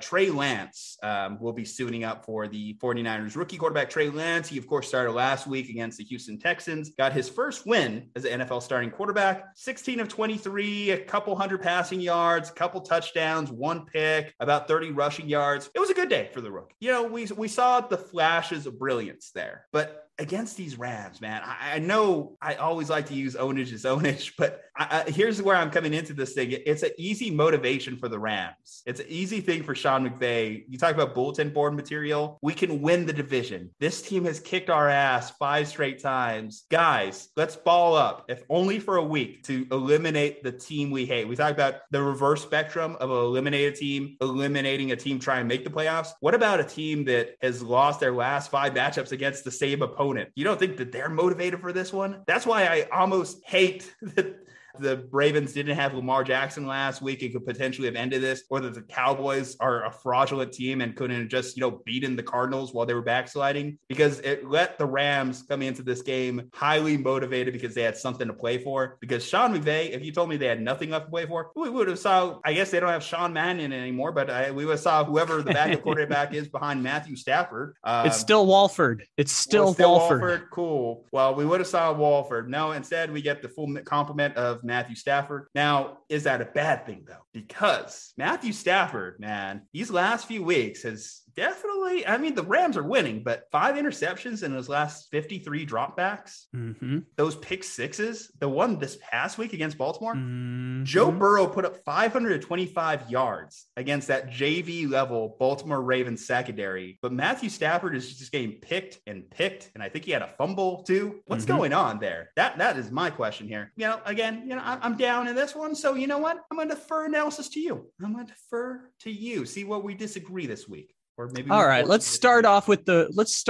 Rams side of things. The Rams are in a position similar to the Buffalo Bills. Like I said, Buffalo can win the AFC, and they also might lose in the wild card to the Patriots. It's which Josh Allen is going to show up. Rams, exact same situation. They could win the entire NFC, go on the road to Green Bay and win a playoff game, or go on the road to Tampa and win a playoff game, and also they could lose to the Eagles. Like, I did have a quick update, somewhat breaking for this game too, before you get too deep into breaking down Matthew Stafford. The Niners secondary hit by a bad case of the Rona. Jimmy Ward potentially out this game. Ambry Thomas potentially out this game. That didn't stop Matthew Stafford from throwing a pick 6 against the Ravens. I know he had 2 interceptions in the game, but the 5 picks on 53 dropbacks is misleading, but it's also, does tell the story of Matthew Stafford, because it is such a jarring stat. Like, the difference between 4 interceptions and 53 dropbacks and 5 is still ridiculously glaring as a statistic. Aaron Rodgers 4 for the season. Exactly. But one of Stafford's in the Ravens game was basically like a punt interception where he threw it from midfield 45 yards and it was picked off at the 2-yard line. So it was basically like a punt interception and it didn't really matter. But the point still being, he also had a pick 6, and 1 pick 6 was the difference between the Rams being 7-point favorites against the Ravens like they were going in and sweating out a victory at the very end of the game. That 1 pick 6 can totally change a game. I remember the Falcons played the Panthers a couple of weeks ago when they were both still technically in the playoff race. And like 1 Cam Newton pick is the difference between the Panthers winning the game and the Falcons losing the game. And that's the entire difference between those 2 teams for the entire season. The Falcons have 7 wins, Panthers have 5 wins. The only difference is Cam Newton threw 1 pick 6 in the game they played against each other. They're basically the same team. So if Matthew Stafford throws picks, they can lose to any one of those NFC teams because they're talented, but they're not talented enough to overcompensate against other talented teams, which they're going to pretty much all the way through in the playoffs. They'll be heavy favorites against the Eagles. That's the only matchup they're going to see in the playoffs. That would be an easy, you're going to be a heavy favorite matchup. If they played the Cowboys in the first round, which if they lose this game, they will play the Cowboys most likely in the first round. If they play the Packers in the second round, if they play the Bucs in the second round on the road, other than the Eagles, every team they're going to play the rest of the way, is as talented as the Los Angeles Rams. So if they make the big mistake,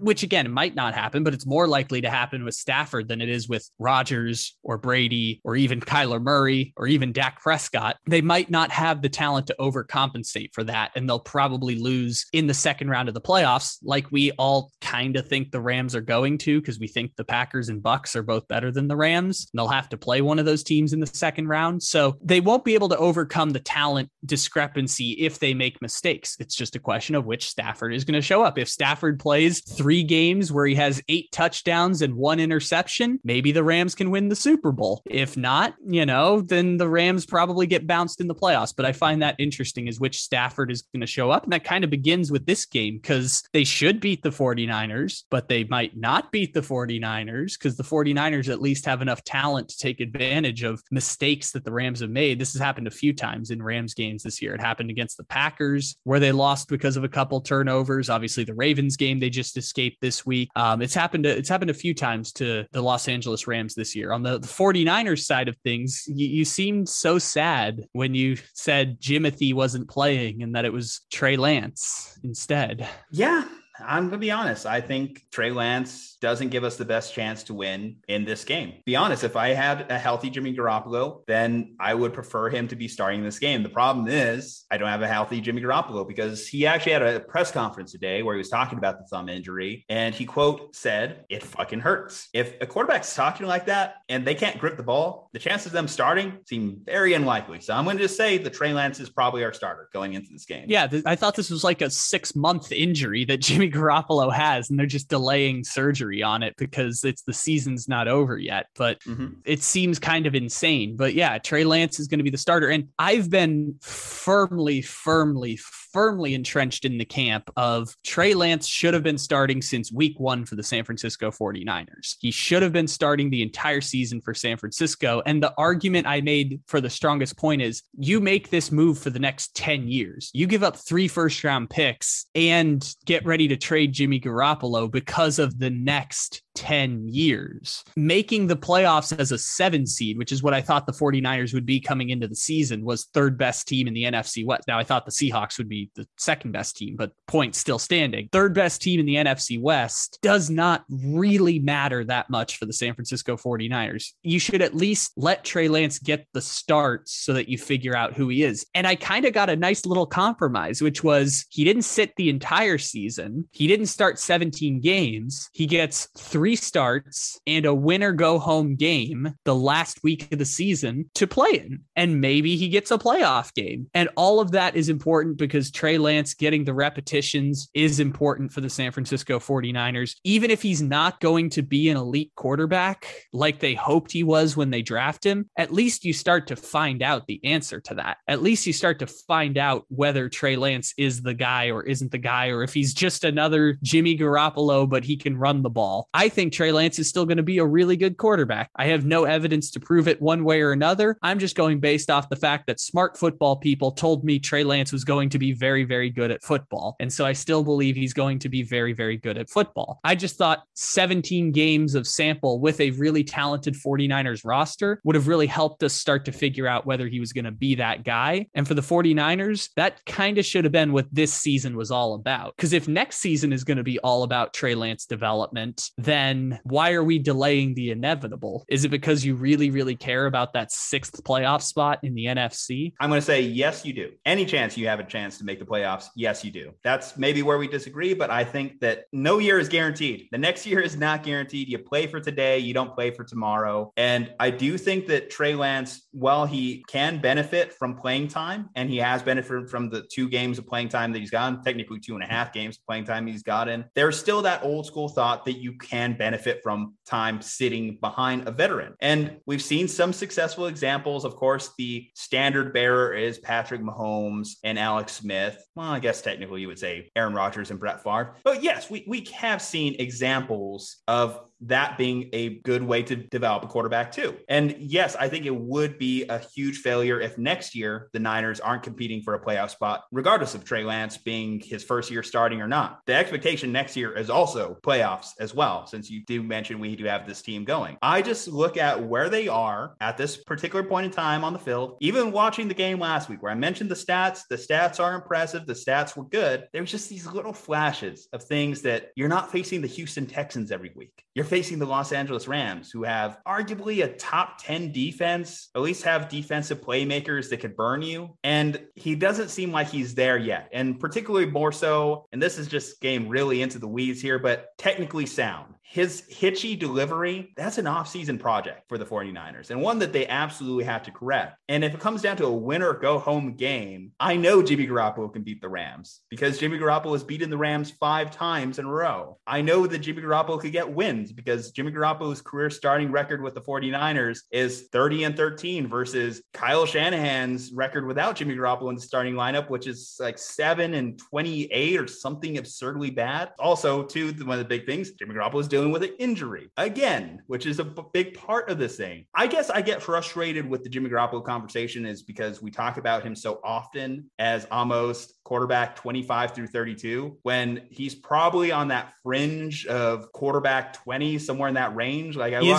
there's a group for quarterbacks like Jimmy Garoppolo. It is called quarterback purgatory, which is they are still a 10-year starter in the NFL, but they might not be a 10-year starter with the same team. They might play for 2 different teams as a 10-year starter. They might miss the playoffs 7 of those 10 years, but they're still technically a 10-year starter in the NFL. And I think whatever franchise Jimmy ends up with next year, they'll be fine. They'll get a good quarterback in that deal. I'm just focusing on week 18 from the fan perspective. Who gives us the best chance to win? And even the head coach has said it. If Jimmy Garoppolo is healthy, we want him out there because he gives us the best chance to win. The teammates love him. George Kittle goes to battle for this guy each and every week because every fucking week he gets asked in a press conference about Jimmy. Debo gets asked about Jimmy every week. Brandon Ayuk gets asked about Jimmy every week. And they all say the same answers. They're all supportive of Jimmy Garoppolo. So I think that that's part of the Jimmy Garoppolo conversation. Now, again, bringing it back to this specific game, because I've already made peace with the fact that I think Trey Lance is starting in this game. Trey Lance will be fine as long as the Niners open up the playbook a little bit more, because the play calling in that game against the Rams or against the Texans was so vanilla in the first half, but they fixed it in the second half, and that's where we really got to see him shine. I just hope we see a little bit more of that than we got to see against the Texans. Hopefully I get to see the Niners win, but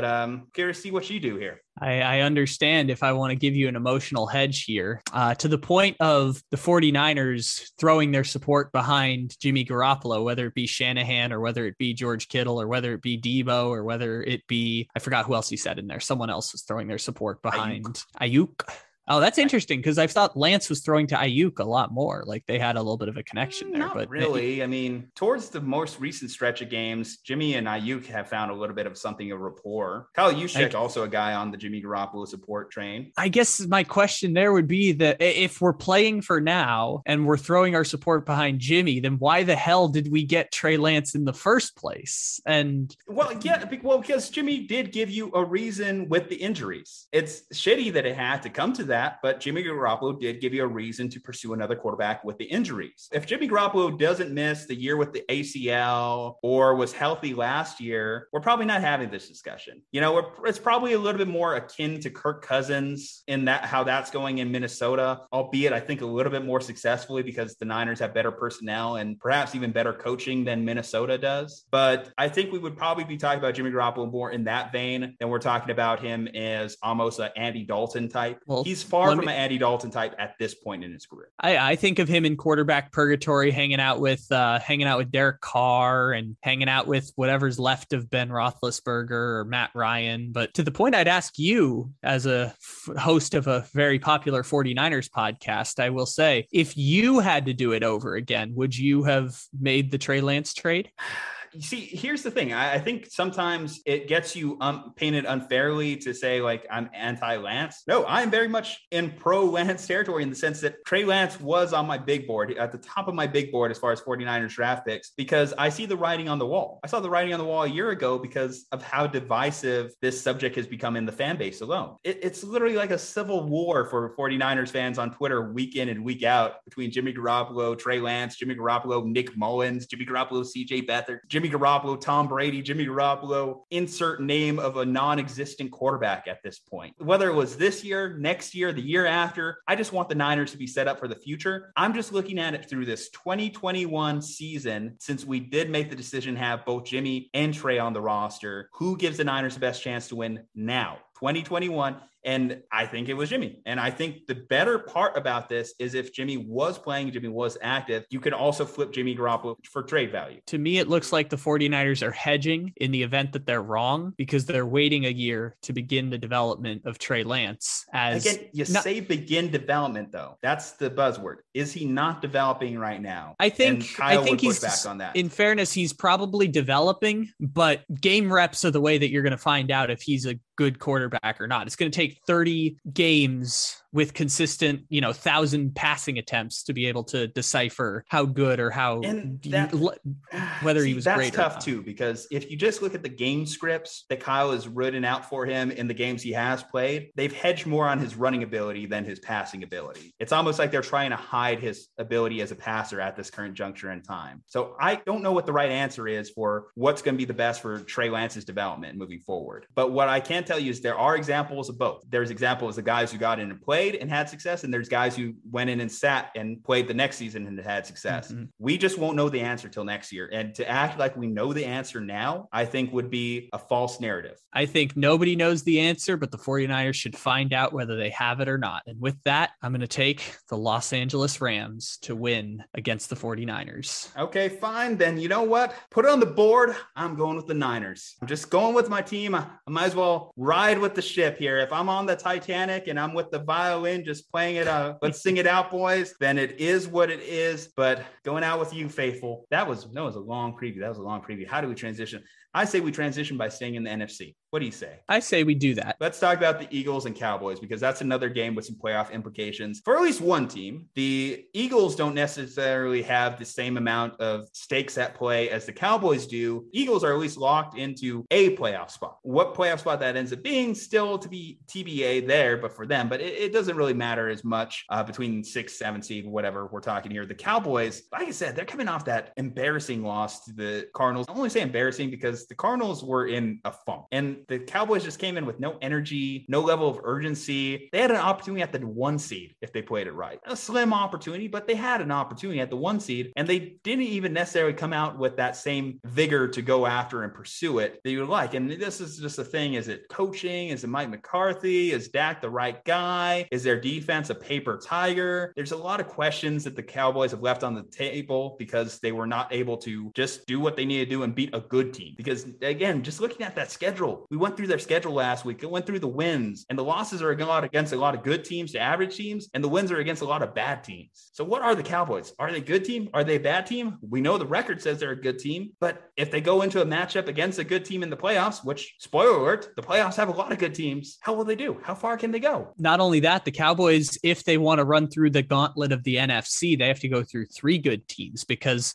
Sunday was what I like to call market correction day, which is the entire season, the Dallas Cowboys have been the 4 seed in the NFC. They have been on a collision course for the 4 seed in the NFC. Why? Because the Cardinals were better than them, because the Packers were better than them, because the Bucs were better than them. Then the Cardinals got hurt. The Rams started playing better. The Cowboys were on a collision course for 4th seed in the NFC, play the 5 seed, who is probably going to be the NFC West team that doesn't win the division. And it's going to be a really fun game. It's going to be really fun to watch that game. And it looked like the Cowboys, like you said, had a chance to be the 1 seed. That would have made no sense. It'd be like the Titans being the 1 seed in the AFC right right now. That doesn't make any sense. But the Cowboys are going to be the 4 seed like we thought it was going to be since October. They'd been on that collision course. They've had a great season. They're going to be the 4 seed. Well, according to me, because I had the Rams winning, they're going to play the Cardinals in that wild card game. And if they beat the Cardinals, they'll go get stomped at Lambeau. If they lose to the Cardinals, they lose to the Cardinals. It's a fairly even matchup. That's market correction for the Cowboys. The Cowboys are a second round exit type of team. The Cowboys expect to lose in the second round this year. I think reasonably, the Cowboys should expect to win a playoff game and lose in the second round, similarly to what they did, I think it was 3 years ago now, when they beat the Seahawks with that game where Dak Prescott like dove the ball over the goal line. And then the week after that, CJ Anderson had like 200 rushing yards against them or something. Correct me if I'm wrong here. Have the Cowboys not even made an NFC Championship game in close to 30 years? You would be correct. The Dallas Cowboys have not done that. And the thing with the Dallas Cowboys, and this was something that just made me absolutely like just stop in my tracks. I watched one episode of Hard Knocks this year. I watched one episode. And when Dak Prescott and Zeke Elliott did the episode together at the beginning, and they said this was year 6 together, I had a mini midlife crisis moment, because I'm like, this can't be year 6 of Dak and Zeke. They were the 1 seed as rookies together. They were one Aaron Rodgers toe tapping pass from being in the Super Bowl. It can't be 6 years of Dak and Zeke. And it's been 6 years of Dak and Zeke. It feels like they've been basically the same team for about 5 years now. They've basically been kind of the same team with ebbs and flows. Like last year, Dak shatters his ankle and they go 6-10. So to answer your question, who are the Dallas Cowboys? The Cowboys are exactly who the Cowboys have been, because it's the exact same team from 3 years ago. Yes, the guys are a little bit older. Amari Cooper's not the same receiver he once was, but just add CeeDee Lamb into the mix, and now you've got a super dynamic offense, and it's still Kellen Moore as the offensive coordinator. DeMarcus Lawrence isn't the player he once was. Well, let's just slide Micah Parsons in there. Jalen Smith isn't the same player he was. Let's just slide Leighton Vander Esch in there. The Cowboys are basically the same team they've been for the past 4 years, and I think they're going to beat the Philadelphia Eagles on Sunday, get the number 4 seed in the NFC playoffs. And if the 49ers do beat the Rams, the Cowboys have a ballpark chance of sliding into the number 2 seed if the Buccaneers also lose to the Buccaneers lose to the Carolina Panthers. So not bloody likely there. Nope.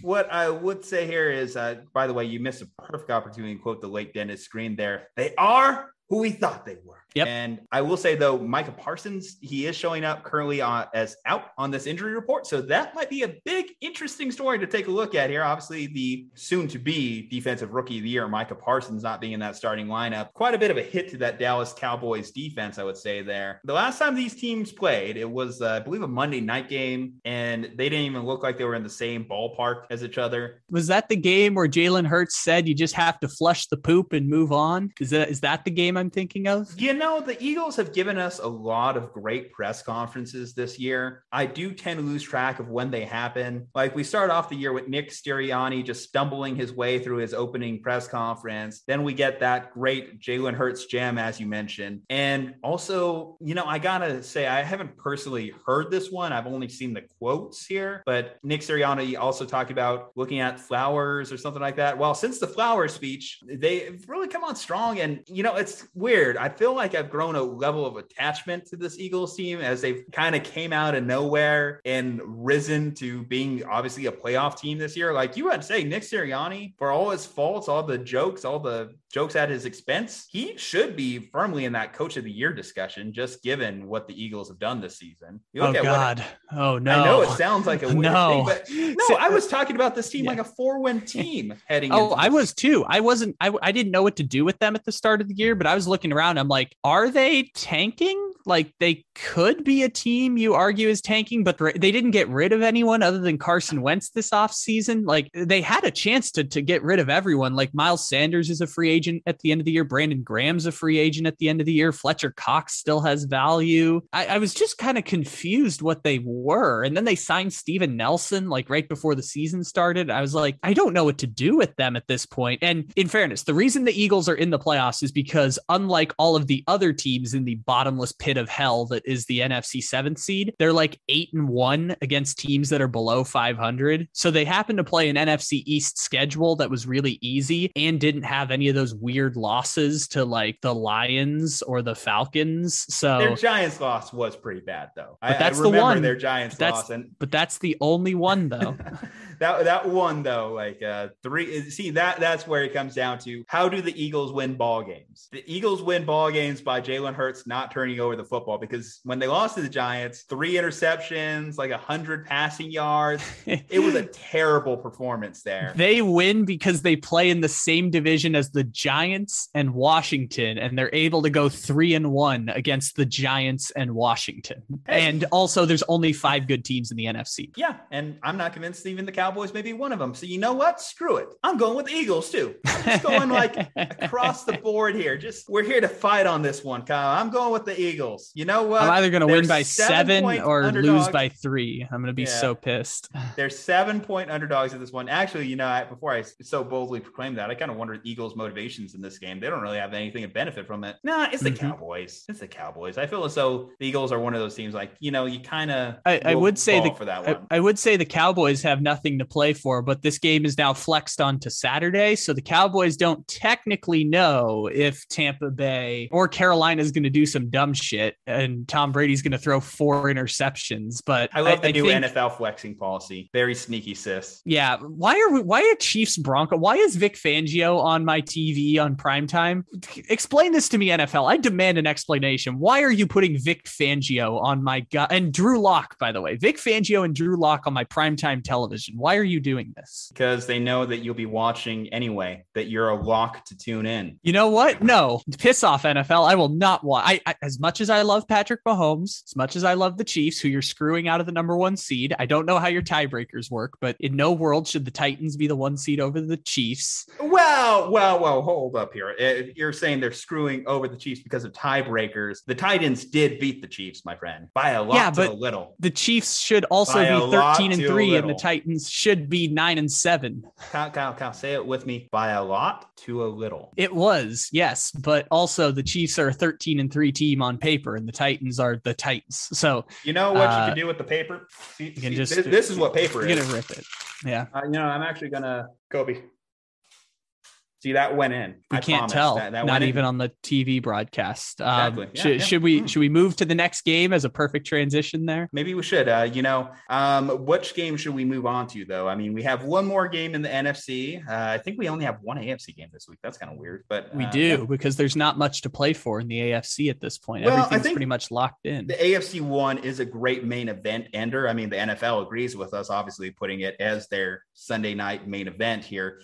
So let's go ahead and stick with somewhat of an end of an era game here coming into this one, potentially end of era. I mean, it's a lot of speculation here, but we talked about one prime time, a big game in the NFC West. Let's have another NFC West battle royale because we have the Seahawks versus the Arizona Cardinals. Now, Arizona, obviously, they still have an opportunity to win the NFC West depending on what happens against the Niners and Rams. Arizona is a 6.5-point favorite going against the Seattle Seahawks. Well, I mentioned end of era because one of the big reports coming out this week was either Russ is going to be on this team or Pete's going to be on this team, but neither are going to be on this team together. And even them being on this team at all is still a very subjective kind of conversation that's going on as far as the Seahawks future and what's going to happen there. So this could be Russ's last game in Seattle. So definitely a landmark type game to talk about, regardless of the implications in the NFC West. Like I said, this is a almost touchdown favorite for Arizona, but Russ has shown signs of getting healthier throughout the year. So I think we're starting to see at least a peaking Seattle team as opposed to what we saw when he initially came back off of that finger injury there. They put up 50 against the Lions for whatever it's worth. I know the Lions we don't think much of, but you put up 50 against any team, that's still somewhat noteworthy. They had a shootout type game against the Chicago Bears a couple weeks ago. Chicago's coming down strong in the last couple of weeks. Seattle, I wouldn't be surprised if you told me they can pull upset against, again, an Arizona team that prior to their win against the Cowboys, it dropped 3 straight. And speaking of of Detroit. Arizona lost to Detroit in there too. Mm-hmm. So. Seattle right now looks exactly like the team Seattle was supposed to be this year if Russell Wilson didn't miss 6 games, which is the 7th seed in the NFC. Seahawks are playing like the 7th seed in the NFC, and that's what they should have gotten. Like, even with Russell Wilson playing bad this year, which, you know, Russell Wilson wasn't awful this year, but he just wasn't, you know, elite. He was kind of somewhere in the middle. Even with that, they still had enough talent to be the 7th seed in the NFC this year. It's just Russell Wilson missed 6 games in the middle of the season, and that's the difference in winning 8 games or winning 10 games or winning 7 games and 9 games, because I keep forgetting they lost to the Bears. In my head, I associate that as a win for the Seahawks, but they technically lost to the Bears in that snow game. Also, SDSU Aztecs fight. I'm wearing the Kawhi Leonard shirt because I grew up 3 minutes away from San Diego State's campus. Rashad Penny, 500 rushing yards in 3 games against the Houston Texans, Chicago Bears, and Detroit Lions,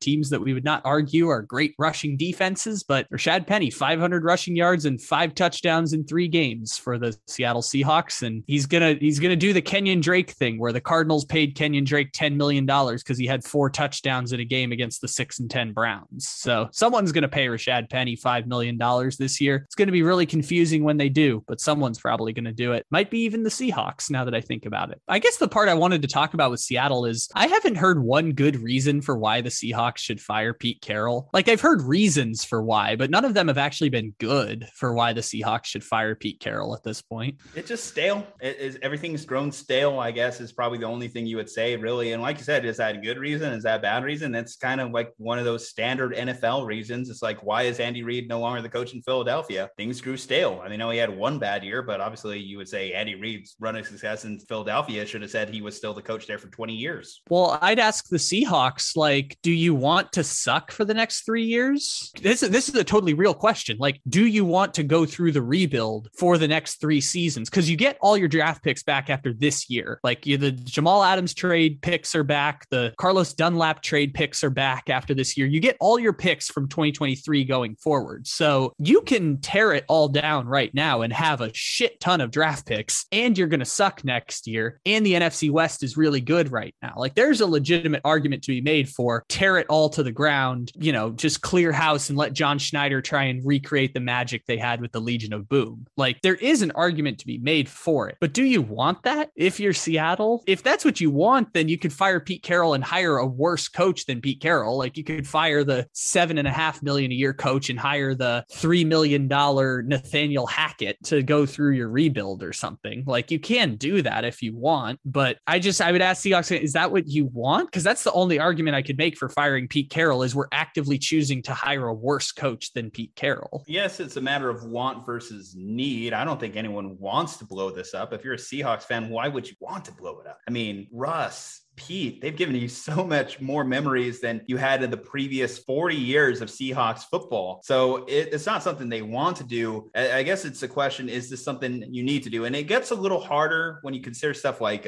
Russ's contract, when you consider stuff like the talent on this team isn't as good as it was. We talk about with Jim Harbaugh, tractor versus trailer. I think that Russ is a tractor, but we haven't seen him be able to do it this year. Like, the haul that the Seahawks have put on his back is definitely a little bit too much for a lot of teams, especially an aging quarterback like Russ is starting to become, who's been doing a smoke and mirrors act for a decade. And now, you know, we're starting to see the fruits of the labor start to come due here. And I think it's just, you need a change. You need to move in a direction, whether it's up, down, sideways. You just need to show that you're doing something to actively make this team better. And I don't know what the right move to make this team better is. I mean, are they a worse team if Pete's gone?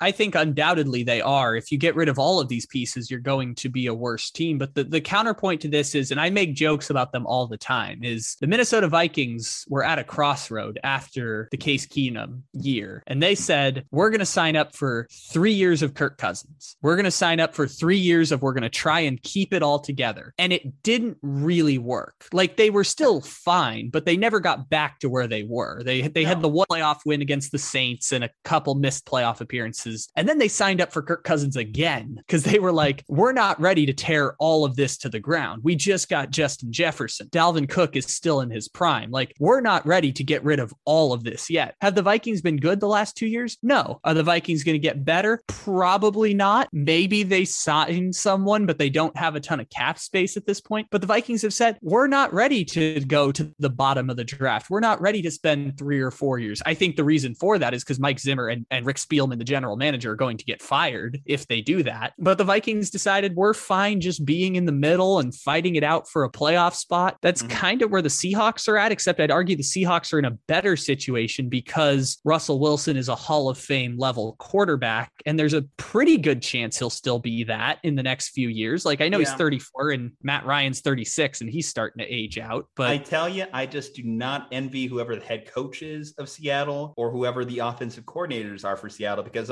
unfortunate trend too with Russ as well is how coaches under Russ don't necessarily benefit from having Russell Wilson, especially at the offensive coordinator position. You look at the track record of OCs, none of these guys that are OCs in Seattle end up becoming head coaches. So if you're the new head coach in Seattle, you're going to get a lot of blame or criticism if the team is just not an instant contender because you have Russ as your quarterback. And a thing that I've also kind of like lived off the principle of and have thought about it was there was a statistic last year, I believe, hearing that a team hasn't won a Super Bowl with a quarterback taking over 12% of their salary cap since Steve Young in the 90s. Yeah, this is the trend, is that at a certain point, you can't compete with teams that have the quarterback on the cheap contract. I think only the special quarterbacks can defy that rule. But even for them, it's difficult. I think part of that is also Tom Brady kind of cheats the system a bit because he always took pay cuts. To the point with the Seahawks is if Russell Wilson, if he demands a trade this offseason and is willing to make it ugly and he forces your hand, that answers the question for you anyways, is that you're forced into let's maximize value on Russ. Let's fire Pete Carroll. Let's trade Tyler Lockett. Let's trade Bobby Wagner. Let's just clear house. Because if you're going to trade Russell Wilson, you got to trade everybody. If you're going to trade Russell Wilson, everyone's got to go and you got to, start from scratch unless one of the teams that's involved also has a young generational quarterback, which I don't think any team would trade a young generational quarterback for Russell Wilson. I don't think anyone who knows they have a quarterback is going to get rid of Russ. But even still, if you're going to trade Russ, you got to tear it all to the ground. Maybe Russ is finally willing to stop being corporate Russell and is willing to actually make things ugly and risk alienating the fan base in Seattle in order to get out of there. He wasn't willing to do it last offseason. Maybe he's willing to do it now. If that forces their hand, it answers the question anyways. But I'm operating under the assumption that Russ is going to be the company man who said not less than 4 weeks ago in just the most cliche line ever, Derek Jeter played for the same team for 20 years and Michael Jordan played for the same team for 20 years, except Michael Jordan didn't play for the same team for 20 years. And Kobe Bryant played for the same team for 20 years. And it'd be cool to be one of those players. Is there a Matthew Stafford possibility for Russ? Because Matthew Stafford went to the Lions and was like, hey guys, I just think it's time. It's time that we move in a different direction. I don't think necessarily all trade situations have to be as toxic as we've seen the more notable examples of toxic trade situations become. Yeah. I think that there is a mutual agreement to be made there in the sense that the Seahawks are at that crossroads where, yes, you said in a year, they're going to be past this Jamal Adams trade and past this losing all their draft picks, but they still could benefit from getting a bushel of draft picks now. That would be a huge for that team if they could get that. Whereas Russ, he's at this point where can I win another Super Bowl? Just for my legacy standpoint, can I at least get that second ring? Even though we all agree he's a Hall of Famer, the lack of MVP obviously is going to hurt him in the grand scheme of whatever his legacy is. So at least if I could get that second ring locked up, then I'm going to be looked on more fondly when people talk about the greatest quarterbacks of all time. I think the only trades that make sense, and I think you kind of alluded to this, is if I could get a quarterback back. That's why I liked Las Vegas when that was a possibility floated, because I think Derek Carr to Seattle would be at least a good trade for them. You can make arguments, Miami, Tua, if you got Tua back, would Seattle be okay with that? Hell, even Davis Mills, who might be the second best rookie starting quarterback we've had this year. No. They don't even have that. We're not doing that Davis Mills shit. You can't trade him to the Giants because do you want, or I mean, you can trade him to the Giants, but you can trade him to the Giants. You can trade him to the Giants. So this is the part also about you were saying whether you can have this is also a long preview on this game, but in the same vein, in the same vein of the Stafford, can they have an amicable parting of ways? It's a matter of whether the Seahawks want to tear it all down, because the Lions decided, we want to go through the 3-year long rebuild. We're going to be terrible, but we're going to get top picks, and that's the way we're going to try and turn this around. I said it during the draft, and I still say it now. It might suck right now, Lions fans, but at least it looks like your team has a plan, and that should be very exciting. If the Seahawks are going to trade Russell Wilson, the best way to do it, tear it all to the ground. Start Geno Smith at quarterback next year. Start the Glennons or the Jake Fromms at quarterback next year. Like, guarantee that you can get the number 1 pick so that you can draft Bryce Young or CJ Stroud or whoever the generational quarterback is in 2023, or even draft a generational edge rusher if there's one of those in 2023. If you're trading Russell Wilson, make sure you get the highest possible pick you can get in the 2023 draft. And that's probably going to be either from your own draft pick or the New York Giants being incompetent and somehow you ending up with the number 2 pick like the Dolphins did last year with the Texans first rounder. Who's winning in week 18? Oh yeah, I forgot about that. Cardinals are going to win. The game doesn't really matter. I'll take Arizona, but if the Rams win, the Cardinals are the 5 seed anyways. I'm going to go with Seattle. I'm going to go with that kind of storybook close, that magic in the air type, flowers coming down from the sky type ending for Russ and his tenure in Seattle, or Pete Carroll and his tenure in Seattle. Whoever is gone, they're at least going to have a storybook close to this chapter of their book. And I would definitely take the Seahawks plus 6.5. But if you're asking me straight up, I would take the Cardinals. Well, we live and die by straight up here. And I would say, I'm just saying, I could see this being one of those chaos Seahawks type games. And even though, again, they beat the Cowboys, I don't think the Cardinals are fully off the hook for their late December slide. I think that there is some things that they still have to answer. And I think it would suck for them to have to go into the playoffs on a whimper, but I could 100% see a possibility of it happening. I'm there's a lot of questions there, and maybe that's for another podcast. Maybe that's for their playoff preview, but for the interest of moving into the next game, let's close out the show on a strong note. Let's go into the main event, the NFL regular season main event. The Los Angeles Chargers will be going into Las Vegas as 3-point road favorites. And obviously we talked a lot of Raiders on the show. This was a very Raiders dominated podcast. So if you're listening to just a segment, go back and listen to the start. Go do it. But what I will say is, didn't expect we'd be here. I did not expect we'd be here, certainly, especially when we did the Colts Raiders preview last week. We're both on the Colts. We thought there's no way in hell that this Raiders team is going against the Colts, who have just been playing their best ball and winning. But then Carson Wentz had other plans, and here we are. The Raiders are in a win or in, do or die game here for the final AFC wildcard spot, which I know there's the popular meme that yes, Jacksonville could beat the Colts and then they could just tie it out. But no, that's not happening, folks. That's not a thing. So just let's just stomp that possibility. Fun little nugget, but not a thing that's happening. It's either going to be the Raiders or it's going to be the Chargers winning this one. Now, I know from a entertainment standpoint, we would love to see a possibility of Justin Herbert in the playoffs. We would love to see Justin Herbert out there in the playoffs, living his best life, throwing touchdowns, having a good time, representing those good old Los Angeles Chargers. And round 3 of Herbert versus Mahomes. Possible round 3 of that as well, which was one of the best Thursday night games of the year, even though we talked about fast food and other stuff on that entire breakdown of that. But that's another fun thing to go check out as well. But from a narrative standpoint, I got to say, this Raiders team, man, I tell you what, they have a lot of fight. Come on, do we got a little brood in here? Come on, Kyle. I got it somewhere. Let me get it deep in the archives here. Hey, I'll tell you what, man. We got ourselves a hell of a matchup here in week 18. How about that? A week 18 for the first time. How about that? Now, Coach Gruden, what have you been up to in the last few weeks?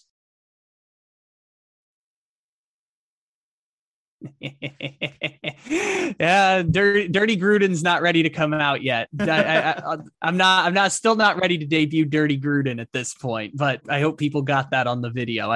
For people listening on audio, I just turned off my Zoom camera to disappear as Dirty Gruden. So we're only talking about week 18 and the Las Vegas Raiders, man, at 9-7, even though they should have lost to Nick Mullins 3 weeks ago, man. I'll tell you what. The Raiders, gosh, what a year, man. What a year for the Las Vegas Raiders. Going from being 5-2 to going to 6-7 and beating the Browns. And I think, oh God, Dirty Gruden's running out here. I think they beat the Broncos by only like 4 points. It's like 17-13. Margin of victory has not been very strong in these wins here. Yeah, or offensive output hasn't been strong either. They also have done this without Waller, which is the other surprising part. No kidding. I think they get him back for this game too, which is a big boost for their offense, obviously. But I guess the bottom line, and I've alluded to this before, I just don't think that they're as good offensively play calling. Even though we had a taste of Gruden here on this game preview here, they could use a taste of Gruden in their locker room from a standpoint of offensive play calling, because Greg Olsen, Rich Vespacchio, they just aren't good.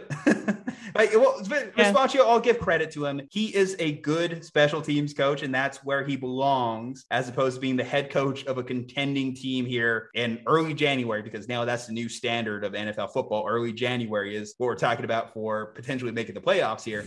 But Rich Vespacchio normally should not be in the spot, but because of odd circumstances, here he is. Greg Olsen, on the other hand, should just not be in the spot because Greg Olsen is a terrible offensive play caller, and I will stand by that till the end of time. He's up there with Todd Downing, who I guess technically I've been praising because I've been high on the Titans, but that's, whatever. Todd Downing, do your thing, whatever. What about that guy who was also the offense, like Todd Monken, I think, was like the offensive coordinator for the Browns? Listen, we got Matt Canada walking around there in Pittsburgh as well. Yeah. There's plenty of bad OCs there, but I just think Greg Olsen, you would probably put in your bottom tier if we were doing some power rankings of all the OCs. And I think another part of that's obviously hurt Derek Carr. His numbers are far from where they were at the start of the season. Derek Carr was on pace to set all these NFL records at the start of the season, but we have not seen that Derek Carr in weeks. We've seen some good Hunter Renfrow recently, so shout out to Hunter Renfrow for being one of the most dynamic little it's play such callers, bullshit that he's got 1,400 yards. I can't let this get by. It's such bullshit that he has 1,400 receiving yards this year. It's just ridiculous. Haters gonna hate. Third and Renfrow. Oh, I love Renfrow. I also love the former Padre Hunter Renfrow. No, Hunter Renfrow was amazing. He was the guy who was 38 years old with 3 children at Clemson, and now he's also apparently 25 and has been balding for 8 years. It's kind of incredible. But yeah, no, I feel like Carr's numbers started going down as soon as Waller got hurt. I can't confirm that, but it feels like a ballparky true thing. I think Ruggs too definitely, has been impactful on. Yeah, but they kind of just plugged in Deshaun Jackson and kept it moving at that point. Really, but, I mean, he just doesn't have, at this point in his career, doesn't have as much in his bag as certainly true. But at the same point, the Raiders have just kind of kept it moving. It confirms the point that I say, which is Derek Carr is as good as the team you put around him, which is a pretty good bar to hit. Like, he's the 15th best quarterback in the NFL, and that's still pretty good. We've had a principle all year, and if I bail now, then who am I? This game is a total coin toss. Let me just put it out there. This game's a total coin toss. You could flip a coin to decide who wins. Total coin toss. Raiders are not that talented. Chargers have palpable flaws all across the defensive line. Offensive line needs some help. They're about 2 weapons short on offense, like noticeable holes on the Chargers. But we've been saying all year, whenever you think the Raiders are good, whenever you start to think in your mind that the Raiders are a good team, they are not. This has been true for 20 years. And if not true now, then when will we ever stand by our principles that the Raiders are not allowed to be good at football? So I'm taking the Chargers to win, get the 7th seed, and play Patrick Mahomes on Wild Card Weekend. What are we if we don't have our principles? But what are we if not entertainers? And that is why, you know what? Let's just screw it. 5 out of 5. I'm going with it. Raiders, we're going to disagree across the board. See how the final chips land where they may. It's going to be so perfect when you get the first 3 right, and then the Cardinals win, and then the Raiders win at the the Cardinals and the Chargers win at the end, and then I still get to win the title. Or I just go 0-5 and we'll just call it a day. But no, I think I'll probably have some. It's week 18. We'll have some stupid bullshit happen here, I'm sure. But nonetheless, I don't know, man. I don't believe in the Raiders per se here. I look at the team, like we mentioned, their flaws offensively, defensively. They can give you a different team each and every week because they certainly have playmakers. They're not for lack of playmakers on this current iteration of the Raiders defense. And the last time they played the Chargers obviously ran away with the victory. I believe that was also a Monday Night Football game as well. But I think similar to how we were looking at Cliff Kingsbury and questioning him, I'm starting to look at Brandon Staley. I'm starting to look at Justin Herbert. I'm starting to look at the Chargers and question how much that they're willing to play hard in these late December games, these January games, these games that matter for the playoffs. I mean, how do you drop a game against the Texans like they did a couple weeks ago? when you know the playoffs are on the line, this is a team that we should just run over, and you get dropped by the Houston Texans. I think that they just have that little bit of doubt that creeps in your mind. You talk about, the principles of the Raiders. Counting on the Chargers is also like one of those things too that I have a hard time believing. You relate more than I do. You grew up watching. Worse. Yeah, way worse. You grew up with the San Diego Superchargers here, my friend. And oh yes, many tortured years. You grew up with, what was it, 2006, 2007 with the Marlon McCree fumble. And I was a child for Marlon McCree. My earliest football memory was the Peyton Manning Super Bowl against the Bears, and that was 2 weeks after Marlon McCree. So we have Marlon McCree. We have Phillip Rivers tearing his ACL and still playing in the AFC Championship game. We have losing to the Jets after winning 14 consecutive games. That was a real bad one. The year that we were number one in offense and number one in defense and still missed the playoffs. Yeah, no, it's tortured to be a Chargers fan. Got that one magical 2013 season. That's just in my mind when I'm thinking about this game. That's just sitting in there. It's like, I know the Chargers are good. I know they have the talent. They have the playmakers. They have all the right things going in their direction, but they're the Chargers. And so you trust the team that has not won a playoff game in 20 years and has only played in one in 20 years. Again, I don't trust the Raiders.